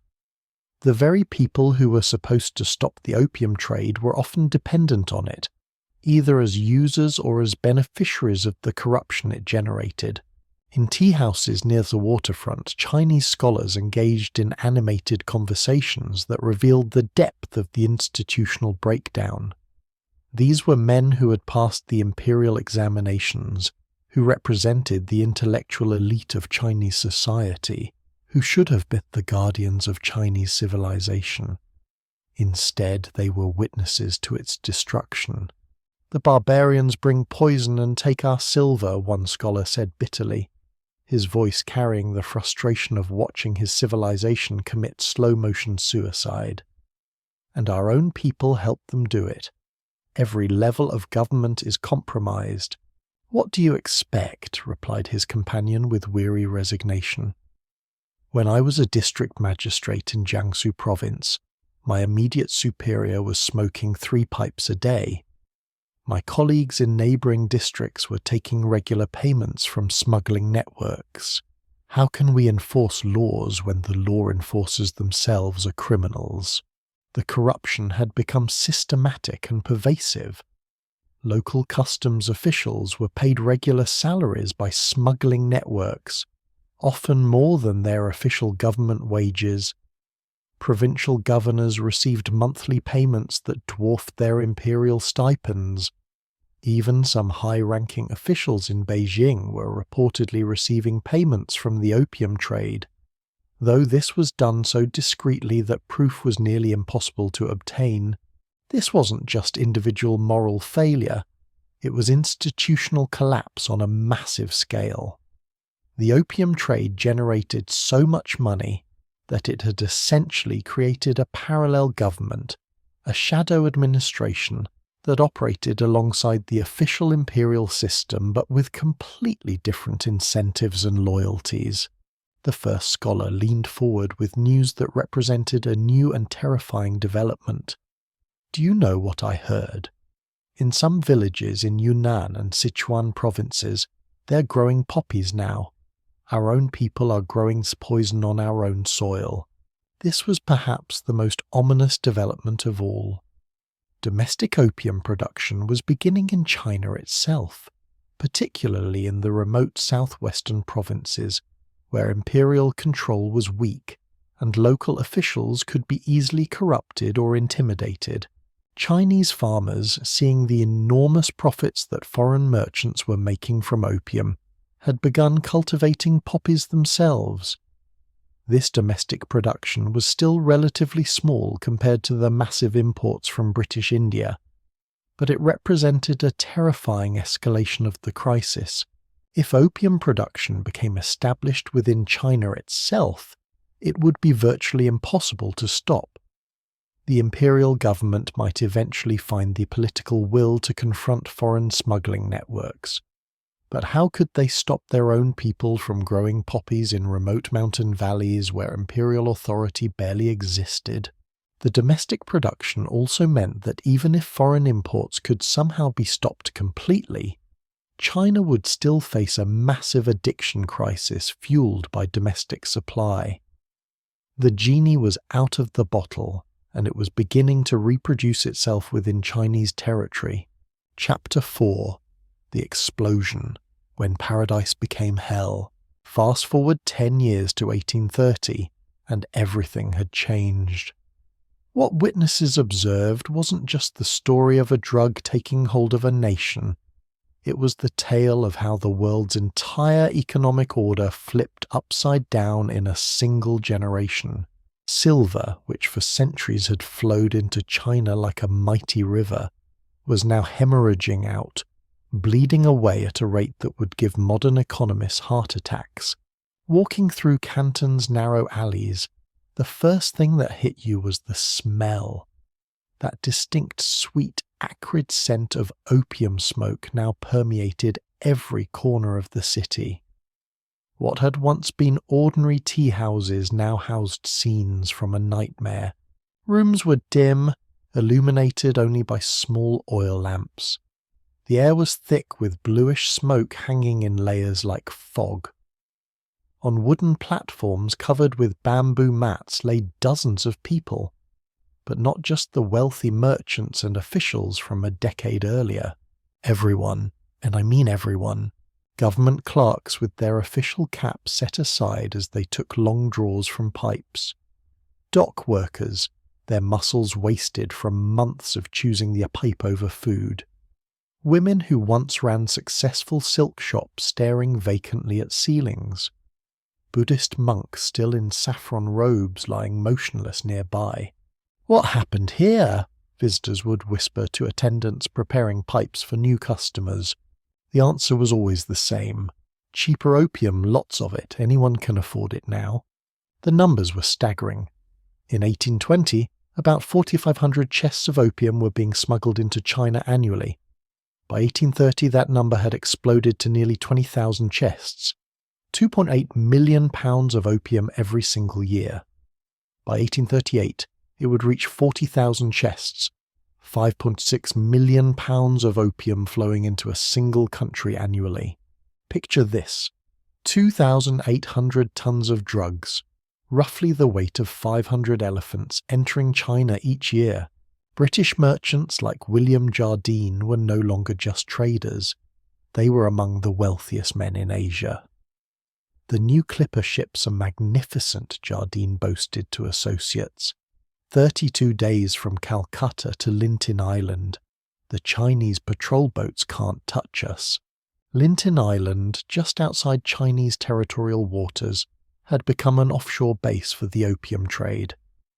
Western ships would anchor there beyond the reach of Chinese law and transfer their illegal cargo to fast Chinese smuggling boats. They had essentially invented DoorDash for drugs, but the real genius, or evil, depending on your perspective, wasn't just their smuggling network. It was how they solved their original problem, the trade imbalance. Here's how the new system worked. British merchants would grow opium in India, controlled by the British East India Company, ship it to China, sell it to Chinese smugglers for silver, then use that silver to buy Chinese tea, silk, and porcelain. The trade deficit had completely flipped. Now silver was flowing out of China at an alarming rate. Chapter 5: The Economic Apocalypse. The Hong merchants were in crisis mode. At tense meetings, stress was written across their faces. "The price of silver has doubled in 10 years, one said grimly. "Our currency is collapsing." Huquan nodded gravely. The provincial government demands we stop the opium trade, yet their own officials are the biggest customers. Another merchant added desperately, "My cousin's entire village near Suzhou has fallen to the pipe. The fields lie untended, no one works anymore." This was the brutal reality in areas where opium had taken hold. Productivity collapsed completely. Fields went unplanted, workshops sat empty. People sold everything they owned, their tools, their furniture, even their land, to buy more opium. Despite all the trade and activity, Canton seemed poorer than a decade earlier. Buildings that were once pristine were now crumbling. People who once seemed prosperous now appeared gaunt and desperate. "Silver leaves," explained a local shopkeeper, glancing around nervously. "Nothing comes in to replace it. Even the provincial officials are struggling to collect taxes." The economic impact was devastating. China had been on a silver standard, meaning its currency was backed by silver. As silver flowed out to pay for opium, the value of money plummeted and inflation soared. Imagine if the US dollar lost half its value in just a few years. That's what the Chinese were experiencing. In modest homes throughout the city, families gathered for tense dinners. "Father hasn't come home again," a young woman would tell her mother, setting out bowls of rice. "He's at the smoking house." The mother's face showed worry and resignation. "Your brother, too. 3 days now. He sold his fishing nets." "What will he do when he has nothing left to sell?" the daughter asked quietly. The mother had no answer. This scene played out in countless homes across China. Addiction was tearing families apart, destroying livelihoods, and weakening the very fabric of society. Meanwhile, American merchants calculated their profits at Russell and Company, one of the largest American trading firms in Canton. "We cleared $200,000 on the last shipment," one said, checking his ledger. "Turkish opium isn't as good as the Indian variety, but the margins are better." Another merchant looked troubled. "My father writes from Boston asking if the trade is moral. He's heard the missionaries' reports about the suffering." "Warren Delano made a fortune in this trade," the first replied, referring to the grandfather of future US President Franklin Delano Roosevelt. "Nobody questions his morality back in America. He wasn't wrong." The fortunes being made in the China trade, much of it from opium, were financing the Industrial Revolution back in America. The wealth from opium would eventually fund railways, factories, universities, and libraries. Some of America's most respectable families built their fortunes on the back of the opium trade. "Look," the merchant continued, "if we don't do it, the British will just take our share. At least we're bringing some of the wealth back to America." It was the classic rationalization. If I don't do it, someone else will. Might as well be me. Chapter 6. The Awakening. When the Emperor finally noticed. By the early 1830s, tension was palpable in Canton. Chinese soldiers patrolled more aggressively. Officials inspected ships with greater scrutiny. "The Emperor in Beijing has finally noticed what's happening," explained local guides. But it's too late. Too many people are involved in the trade now. Too many officials are addicted themselves. This was the terrible irony. By the time the imperial government in Beijing fully understood the extent of the crisis, many of the officials tasked with solving it were themselves addicted to opium. Imagine asking alcoholics to enforce prohibition. That's essentially what was happening. In tea houses near the waterfront, Chinese scholars engaged in animated conversations. "The barbarians bring poison and take our silver," one said bitterly, "and our own people help them do it." "What do you expect?" replied his companion. "When I was a district magistrate in Jiangsu, my superior was smoking 3 pipes a day. How can we enforce the law when the law enforcers themselves are addicted?" The first scholar leaned forward with shocking news. "Do you know what I heard?" In some villages in the interior, they're growing poppies now. Our own people growing the poison on our own soil. This was a new and frightening development. Domestic opium production was beginning in China itself, particularly in the southwestern provinces. It was still small compared to imports, but it was a sign of how deeply the opium economy had penetrated Chinese society. Across tea houses, British merchants gathered in increasingly defensive conversations, rationalizing their role in what was becoming impossible to ignore as a humanitarian catastrophe of unprecedented proportions. They blame us for the addiction crisis, but it's their own corrupt officials who allow the trade to flourish, one merchant insisted, his voice carrying the strain of a man trying to convince himself as much as his companions. We're just businessmen meeting market demand. If there wasn't demand, there wouldn't be a market. Exactly, his companion agreed with perhaps too much enthusiasm. Nobody forces them to smoke opium. It's their choice to become addicted. We're not holding pipes to their lips or forcing them to spend their money on our product. Their choice, a third merchant repeated, though he couldn't meet anyone's eyes as he said it, his gaze fixed on his teacup as if it contained answers to moral questions that were becoming increasingly difficult to avoid. The hypocrisy was stunning in its completeness, and revealed the moral bankruptcy of the entire enterprise. Back in Britain, opium was strictly regulated and available only as medicine under careful supervision. The idea of opium dens operating openly in London streets would have been absolutely scandalous.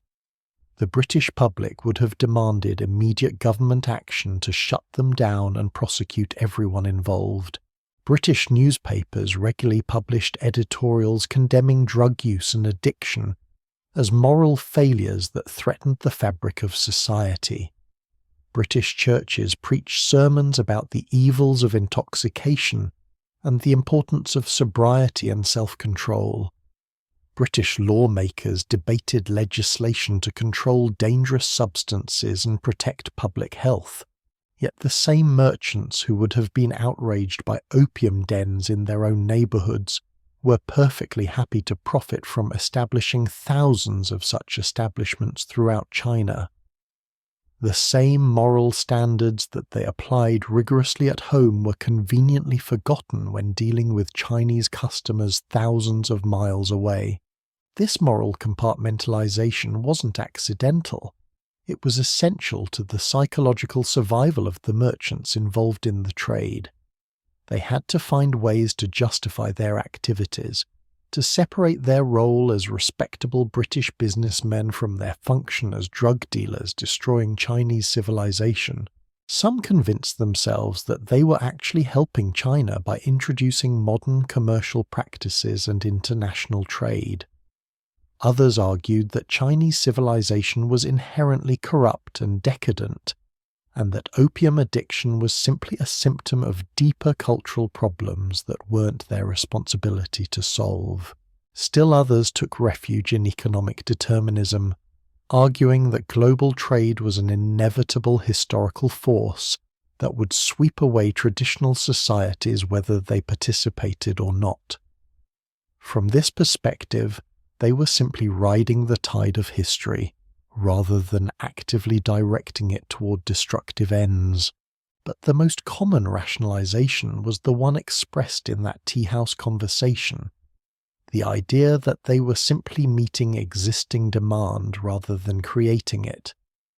This willfully ignored the massive marketing and distribution efforts they had undertaken to expand the opium market, the deliberate cultivation of addiction through price manipulation and product development, and the systematic corruption of Chinese officials to ensure market access. Chapter 9: The Smuggling Networks Expand.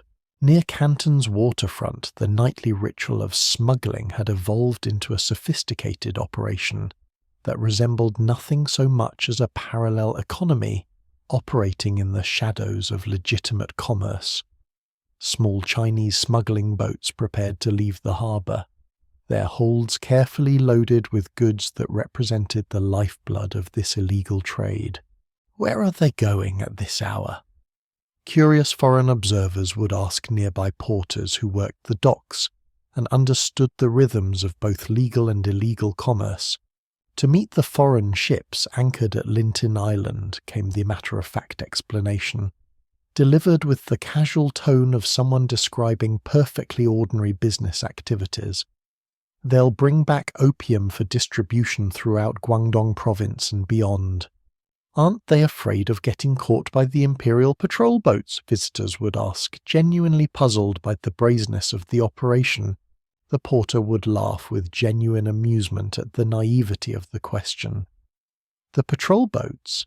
They're paid to look the other way. The captains receive monthly stipends that are larger than their official salaries.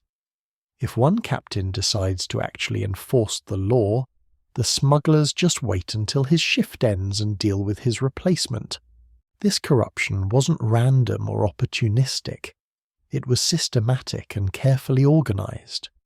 The opium networks had essentially created a shadow maritime authority that paralleled the official Chinese Navy, but with completely different objectives and loyalties.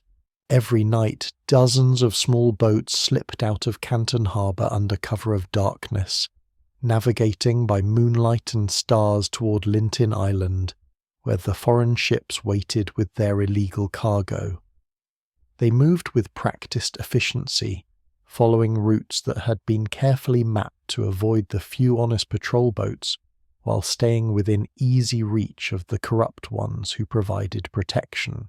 These boats would return before dawn, laden with chests of opium that would make their way to distribution networks throughout southern China and increasingly beyond.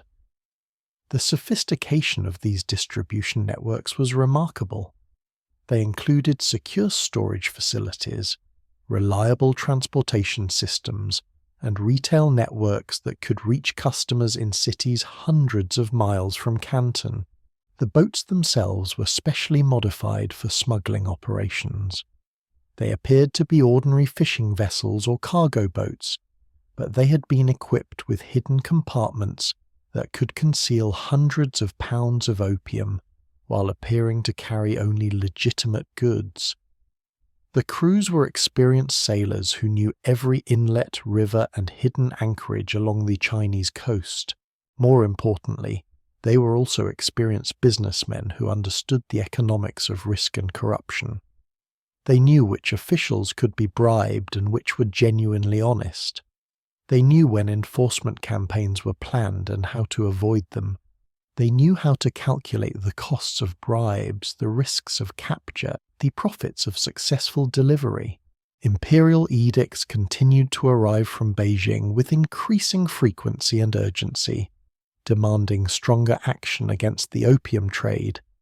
But local officials found themselves in an impossible position that made effective enforcement nearly impossible. "The Emperor doesn't understand the reality on the ground," one official would confide to his colleagues during increasingly desperate planning meetings. "If we truly cracked down on opium smuggling, half the population of Canton would rise up in withdrawal pains. The social disruption would be catastrophic." This wasn't hyperbole. It was a realistic assessment of how deeply opium addiction had penetrated Chinese society. Estimates suggested that in some areas of Guangdong province, up to 10% of the adult population was addicted to opium. A sudden interruption of supply would have caused mass withdrawal symptoms, social unrest, and possibly violent rebellion. And where would we get the money to pay our troops if we shut down the trade? Another official would add, highlighting the fiscal crisis that made the opium problem even more intractable.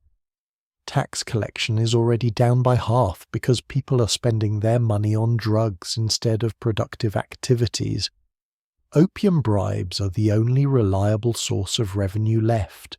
This was the central problem that made the opium crisis impossible to solve through conventional law enforcement.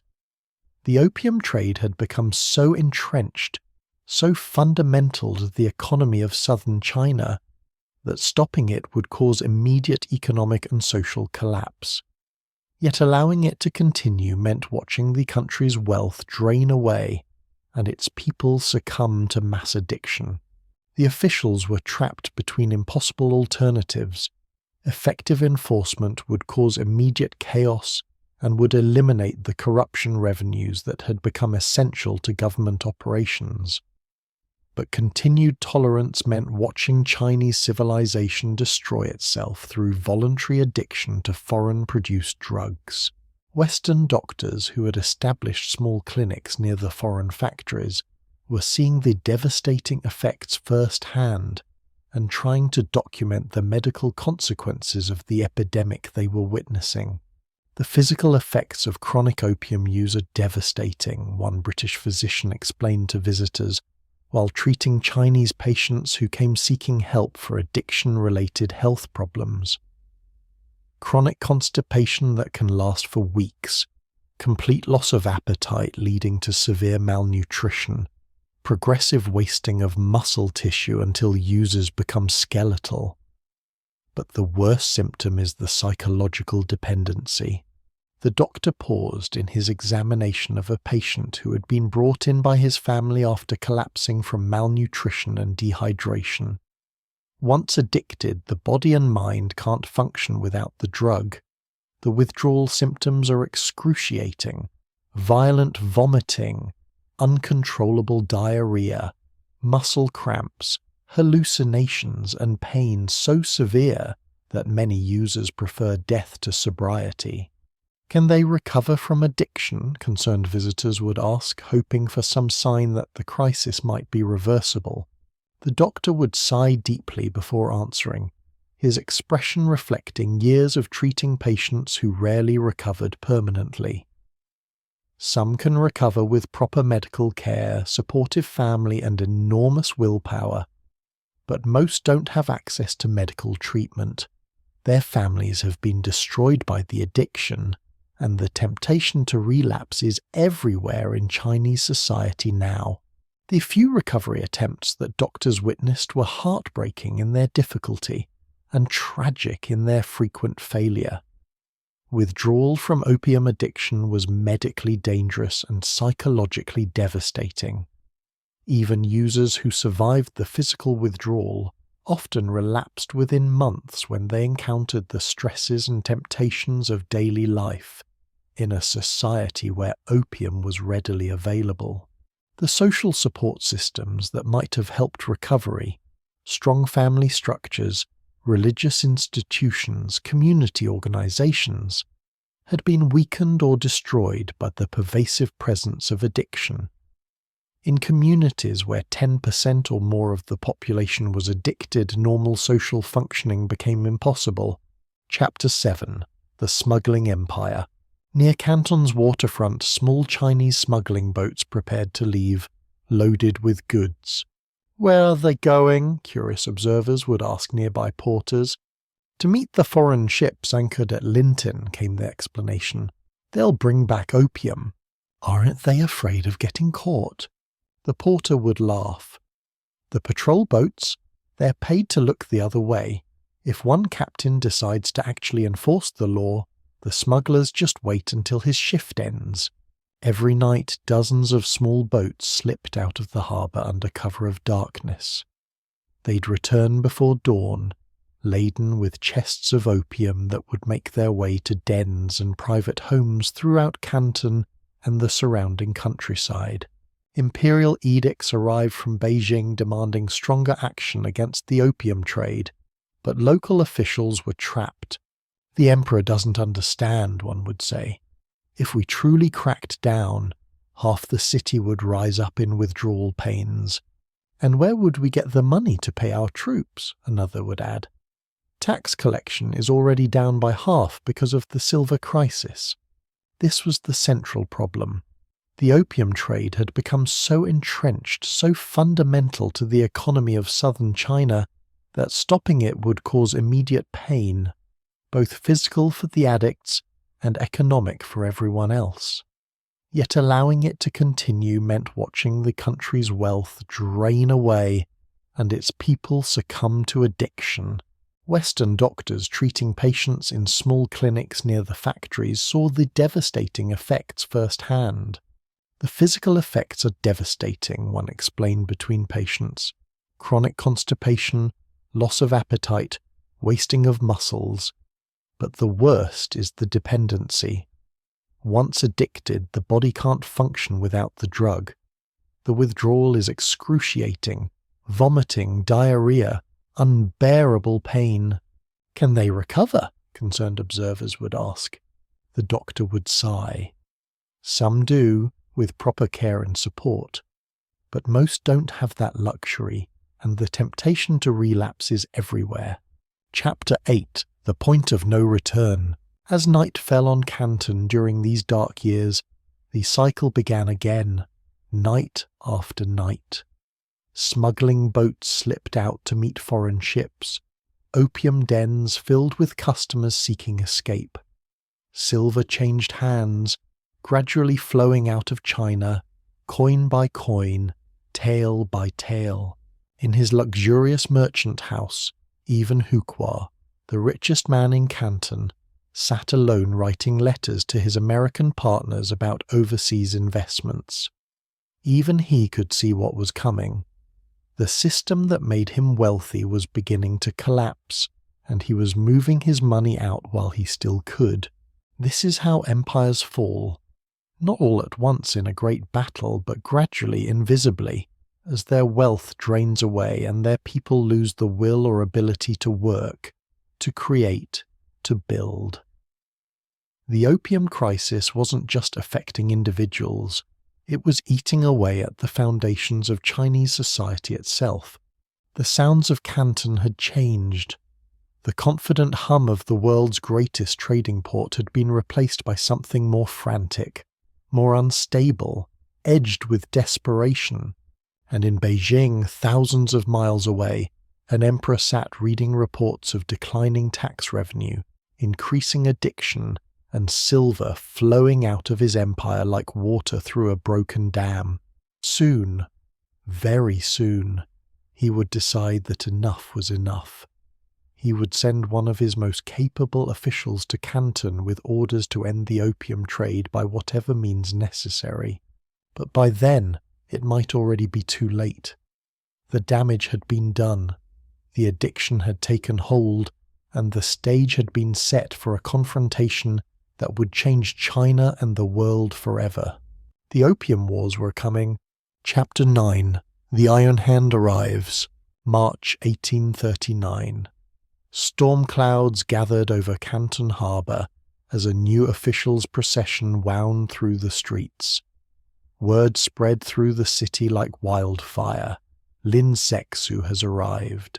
Lin Zexu, the emperor's chosen one, his most trusted official sent with a single crystal-clear mission: end the opium trade, at any cost. Crowds lined the streets as his procession passed. Banners waved, drums beat, and imperial guards cleared the way. At the centre of it all was a sedan chair carried by 8 men. Through silk curtains, observers caught glimpses of the man who was about to shake the foundations of the greatest drug trade in history. Commissioner Lin wasn't what anyone expected. He wasn't a fierce warrior or imposing military figure. He was a scholar, a 54-year-old civil servant known for his incorruptible character and brilliant mind. But there was something in his expression, a steel-hard determination that sent chills down spines. "He looks ordinary," someone whispered in the crowd, "but they say even the most corrupt officials tremble when he arrives in their district," another replied. "The emperor chose well. If anyone can stop the foreign poison, it's Lin." The crowd's reaction was mixed. Hope mingled with fear, because everyone in Canton knew what was coming: confrontation. After decades of allowing the opium trade to flourish, the imperial government had finally decided to act. And not with half measures or easily bribed local officials.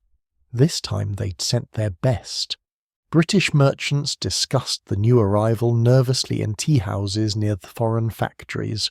"This Lin fellow has quite the reputation," one said anxiously.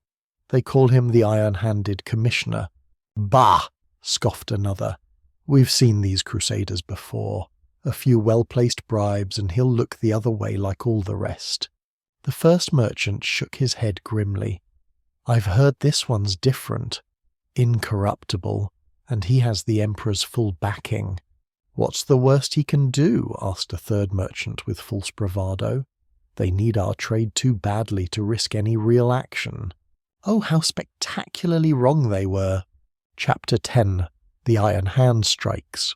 Within days of his arrival, Lin made his intentions crystal clear with actions that stunned the foreign community. He ordered the immediate arrest of Chinese opium dealers, shuttered smoking dens across the city, and demanded that foreign merchants surrender all their opium stocks. The foreign community was in shock. This wasn't the usual posturing they'd grown accustomed to over the decades. This was deadly serious. Near the harbour, witnesses observed something extraordinary. Local officials leading a prominent Chinese opium dealer to the public execution ground. The man wept, begged for mercy, but there was none to be found. Commissioner Lin had decided to make brutal examples of major dealers. "Holy hell," muttered an American merchant watching nearby. "He actually executed him right in front of the factories. This wasn't just for show." Within 2 weeks of his arrival, Lin had arrested over 7,700 Chinese dealers and confiscated thousands of opium pipes. Addicts were rounded up and forced into improvised treatment centres. The city was in complete turmoil. But the biggest shock came when Lin addressed the foreign merchants directly with an ultimatum that would echo through history. Surrender all opium within 3 days or face severe consequences. To drive his point home, he had the foreign factories surrounded by Chinese troops. "He can't be serious," one British merchant said to another in disbelief. "There must be 20,000 chests in the harbour, worth millions of pounds sterling." "Jardine got out just in time," his companion replied grimly. "Sailed for London last month, left Dent and the rest of us to deal with this mess." That evening, in a tense meeting of foreign merchants, panic was setting in. Charles Elliot, the British Superintendent of Trade, tried to maintain calm, but the atmosphere was explosive. "Gentlemen, I advise compliance," Elliot said carefully. "Commissioner Lin appears quite determined." "Surrender millions in property without compensation," a merchant shouted. "It's robbery." "Better than the alternative," another countered. "He's threatened to cut off our trade entirely. Maybe worse." The room erupted in heated argument. Some wanted to stand firm, believing Lin was bluffing. Others were ready to give in, fearing for their lives and livelihoods. What these merchants didn't realize was that Lin had come prepared for resistance. He'd studied the foreigners carefully and even written a remarkable letter to Queen Victoria herself, appealing to her moral character. "I have heard that in your honourable country the smoking of opium is strictly forbidden. Since it is not permitted in your own country, then even less should you let it be passed on to harm other countries. How can you bear to make profit from harming others?" The irony was staggering. The British government strictly prohibited recreational opium use at home, while simultaneously being the world's largest drug dealer abroad. Chapter 11. The Siege. The deadline passed. The foreign merchants had not complied. Lin made his next move with ruthless efficiency. All Chinese servants were ordered to leave the foreign factories. Food and water supplies were cut off. The foreign community found itself under siege. "This is an outrage," bellowed a British merchant pacing inside the increasingly squalid factory compound. "They can't treat British subjects this way." But Lin was just getting started. He intensified the pressure systematically, making it clear that the foreigners would not be allowed to leave until they surrendered their opium. After 6 tense weeks of standoff, 6 weeks of living like prisoners in their own trading houses, Charles Eliot made a fateful decision that would change the course of world history. He ordered all British merchants to surrender their opium to him, promising they'd be compensated by the British government. He then handed over the opium to Lin. The numbers were absolutely staggering. 20,283 chests of opium. That's about 1/300 tons of the drug, with a street value of roughly £2 million sterling, about 250 million in today's money. Chapter 12. The Great Destruction. Now came the most dramatic moment of all, a scene that would be remembered for generations. Instead of keeping the opium, selling it, or using it for negotiation, Lin ordered its complete destruction. At a beach near the village of Human, just outside Canton, workers constructed huge trenches lined with stone. The opium chests were brought in by the hundreds under Lin's watchful eye. "My God," whispered a British merchant watching from a boat offshore. "He's actually destroying it all, not selling it, not storing it, destroying it." Workers broke open each chest, dumped the contents into the trenches, and mixed it with salt and lime before flushing it out to sea with water. The process took 23 days. More than 500 workers laboured from dawn to dusk, and when it was over, the largest stash of illegal drugs ever seized in history had been completely eliminated. Lin didn't stop there. He wrote to the emperor reporting his success, but also warning that the foreigners might seek revenge.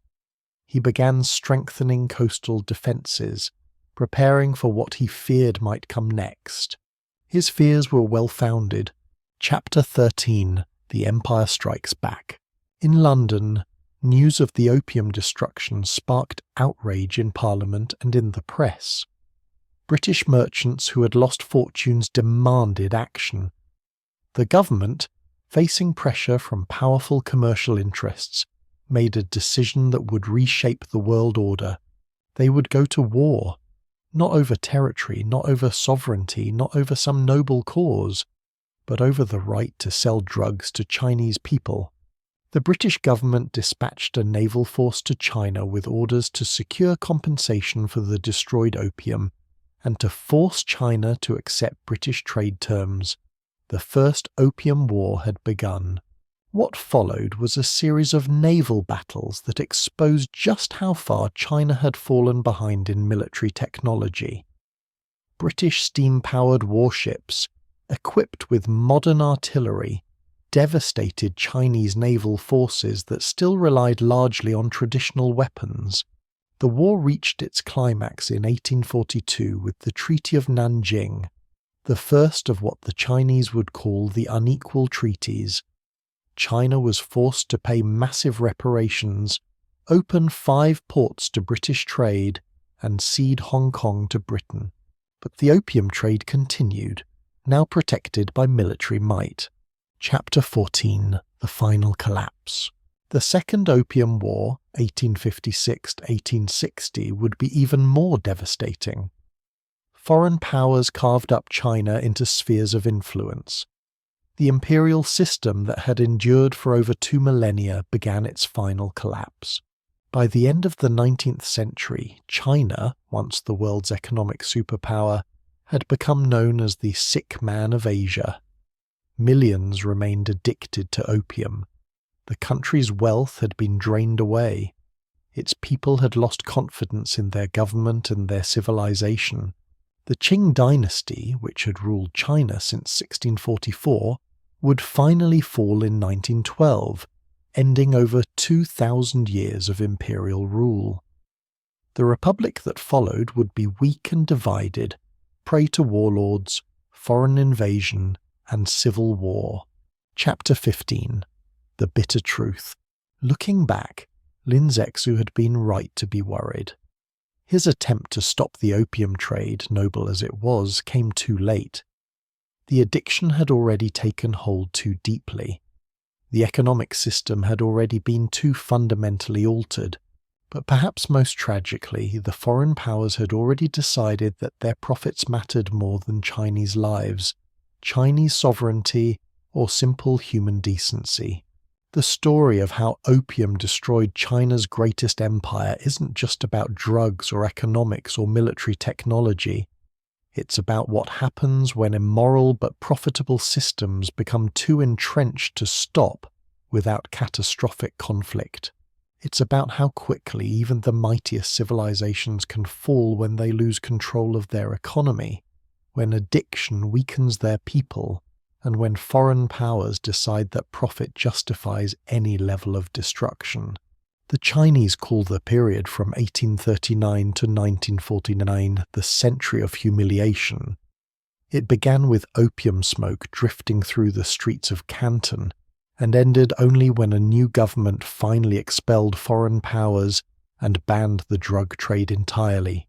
But by then, an empire that had endured for millennia was gone forever, brought down not by superior armies or better technology, but by something as simple and as devastating as a flowering plant that could produce dreams and destroy civilizations. The lesson echoes through history. Sometimes the most beautiful flowers carry the deadliest poison, and sometimes the most profitable trades extract the highest human cost. In the end, China would rise again, but it would take more than a century to rebuild what opium had destroyed.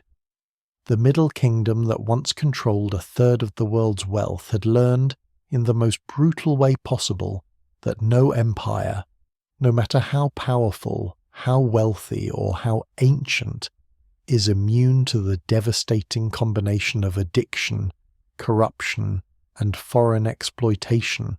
And in the quiet moments of history, when the smoke finally cleared from Canton harbour and the last chest of opium had been loaded onto the last smuggling boat, the world had fundamentally changed. The age of Chinese dominance was over, and the age of Western imperialism had begun. All because of a flower and the terrible human weakness it exploited. Chapter 16. The Eternal Warning. Lessons written in smoke and silver.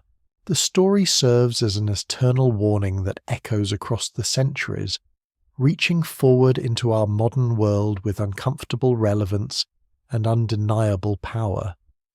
Empires don't just fall to armies and invasions, to natural disasters or technological revolution. Sometimes they fall to something much more insidious, to the gradual erosion of their people's will, their economy's strength, and their society's moral foundation. Sometimes they fall to smoke and dreams and the simple, devastating power of addiction. But this story isn't just about ancient China or 19th century imperialism. It's about patterns that repeat throughout human history, about the ways that powerful civilizations can be destroyed not by external conquest, but by internal weakness, not by foreign armies, but by foreign influence that exploits domestic vulnerabilities. The opium crisis that destroyed Chinese civilization offers uncomfortable parallels to modern crises that continue to unfold around the world. Consider how the opioid epidemic has ravaged communities across America, how entire regions have seen their social and economic fabric torn apart by addiction to pharmaceuticals produced by corporations that prioritized profits over human welfare. Consider how global trade networks continue to create dependencies that can be exploited by unscrupulous actors, how economic systems that seem beneficial can mask predatory relationships that drain wealth and destroy communities. Consider how corruption spreads through institutions like a cancer, how officials tasked with protecting public welfare can be turned into accomplices in the very crimes they're supposed to prevent. The Chinese experience with opium reveals timeless truths about human nature and social organization that remain relevant today. The vulnerability of prosperity. China's greatest strength Its wealth, sophistication, and self-sufficiency became its greatest weakness when confronted with a threat it hadn't anticipated. Success can create blind spots that enemies can exploit.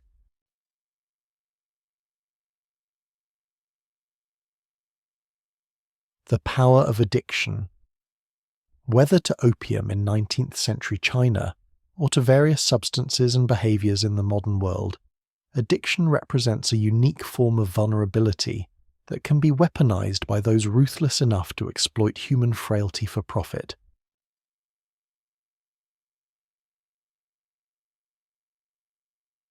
The corruption cascade. Once corruption takes hold in key institutions, it spreads with viral efficiency, creating self-reinforcing systems where honest officials are punished and corrupt ones are rewarded, making reform increasingly difficult and eventually impossible.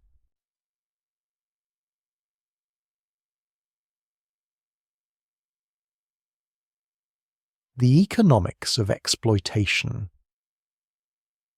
When immoral but profitable activities become embedded in economic systems, they become very difficult to eliminate because too many people develop vested interests in their continuation.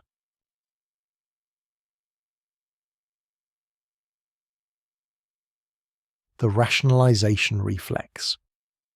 People involved in harmful activities develop elaborate justifications for their behavior, from individual merchants to entire governments, allowing systematic harm to continue, while participants maintain their self-image as decent people. The transformation of China from the world's dominant civilization to the sick man of Asia happened with shocking speed. Within a single human lifetime, the greatest empire on earth became a weak, divided nation, prey to foreign exploitation and internal chaos. This wasn't gradual decline over centuries. This was rapid collapse facilitated by a combination of foreign exploitation and domestic weakness. The British success in destroying Chinese civilization through the opium trade created a template that would be used repeatedly throughout the colonial period. Identify weaknesses in target societies, exploit those weaknesses for profit, use the profits to fund military and political pressure, and gradually transform sovereign nations into dependent territories. But perhaps the most important lesson from the Chinese opium crisis is how moral compromises, once accepted, tend to escalate beyond their original boundaries. The British merchants who began by selling small quantities of opium to wealthy Chinese elites probably never imagined they would end up destroying an entire civilization. Each step seemed reasonable from their perspective. They were just businessmen meeting market demand, just making incremental improvements to profitable operations, just responding to competitive pressure. Yet the cumulative effect of these individually rational decisions was the systematic destruction of Chinese society and the death or ruination of millions of people. This is how great evils often develop, not through dramatic decisions to commit atrocities, but through gradual acceptance of moral compromises that seem reasonable at the time but lead inevitably toward greater and greater harm. The Chinese government's response, sending Lin Zexu to destroy the opium stocks and confront the foreign merchants, came too late to prevent disaster, but early enough to trigger a war that completed China's humiliation. The First and Second Opium Wars demonstrated that moral authority means nothing when confronted with superior military technology and ruthless determination to protect profitable criminal enterprises. The unequal treaties that followed, forcing China to legalize opium imports, pay massive reparations and surrender sovereignty over key territories, established patterns of international exploitation that would shape global politics for the next century. The idea that powerful nations could force weaker ones to accept harmful trade arrangements backed by military threats became a cornerstone of imperial policy. China's century of humiliation, from the First Opium War in 1839 to the Communist victory in 1949, was the direct result of the opium crisis and the weakness it created in Chinese society. The Qing Dynasty never recovered from the combination of massive addiction, economic drain, and military defeat. Subsequent governments, Republican, warlord, and nationalist, all struggled with the legacy of social breakdown and foreign domination that began with opium. The human cost was incalculable. Estimates suggest that during the peak of the opium crisis, between 20 and 40 million Chinese people were addicted to the drug. Millions died from overdoses, malnutrition, or violence related to their addiction. Millions more lived lives of degradation and misery, their potential wasted, their families destroyed, their communities devastated. The economic cost was equally staggering. Hundreds of millions of ounces of silver, the accumulated wealth of centuries, flowed out of China to pay for opium. This wealth funded British colonial expansion, American industrial development, and European imperial projects around the world. Chinese poverty paid for Western progress, but perhaps the greatest cost was cultural and psychological. China's confidence in its own civilization was shattered. The Middle Kingdom, which had seen itself as the center of human civilization for thousands of years, was forced to confront its own weakness and inferiority. This psychological trauma would take more than a century to heal. The recovery, when it finally came, required revolutionary change that swept away not just the opium trade but the entire traditional system that had made China vulnerable to exploitation. The Communist victory in 1949 was, in many ways, a delayed reaction to the opium crisis, a determination to build a China that could never again be reduced to helplessness by foreign exploitation. Today, as we face new challenges from global trade, technological disruption, and various forms of addiction and exploitation, the Chinese opium crisis offers both warnings and hope. The warnings are clear. No civilization is immune to destruction if it becomes complacent about threats to its social and economic foundation. Prosperity and sophistication provide no automatic protection against exploitation by those ruthless enough to weaponize human weakness, but there is also hope in the Chinese recovery. Civilizations can recover from even catastrophic collapse if they have the will to honestly assess their weaknesses, make fundamental changes to address them, and commit to protecting their people from exploitation. China's rise from the devastation of the opium crisis to become once again a major world power demonstrates that historical disasters need not be permanent. The story of how opium destroyed China's greatest empire is ultimately a story about choices. The choices made by British officials to prioritize profit over human welfare. The choices made by merchants to rationalize their participation in human suffering. The choices made by Chinese officials to accept corruption rather than enforce their own laws. And finally, the choice made by Lin Zexu to take a stand against an immoral system regardless of the consequences. Lin Zexu failed in his immediate objective. The opium trade continued and even expanded after his confrontation with the foreign merchants. But his moral courage in destroying the opium stocks and challenging the foreign powers established a precedent that would eventually inspire the movements that drove foreign exploiters out of China and rebuilt Chinese civilization on terms that served Chinese interests rather than foreign profits. Sometimes they fall to smoke and dreams and the simple, devastating power of addiction. But sometimes, with enormous effort and sacrifice, they rise again, stronger and wiser than before. determined never again to be vulnerable to those who would profit from their people's weakness. Rest now in the peaceful darkness that follows, knowing that history's greatest lessons often come wrapped in its most tragic stories, and that the price of forgetting those lessons is often paid by generations yet unborn. The flower that destroyed an empire serves as an eternal reminder that the most beautiful things can carry the deadliest poison, and that the most profitable trades often exact the highest human cost.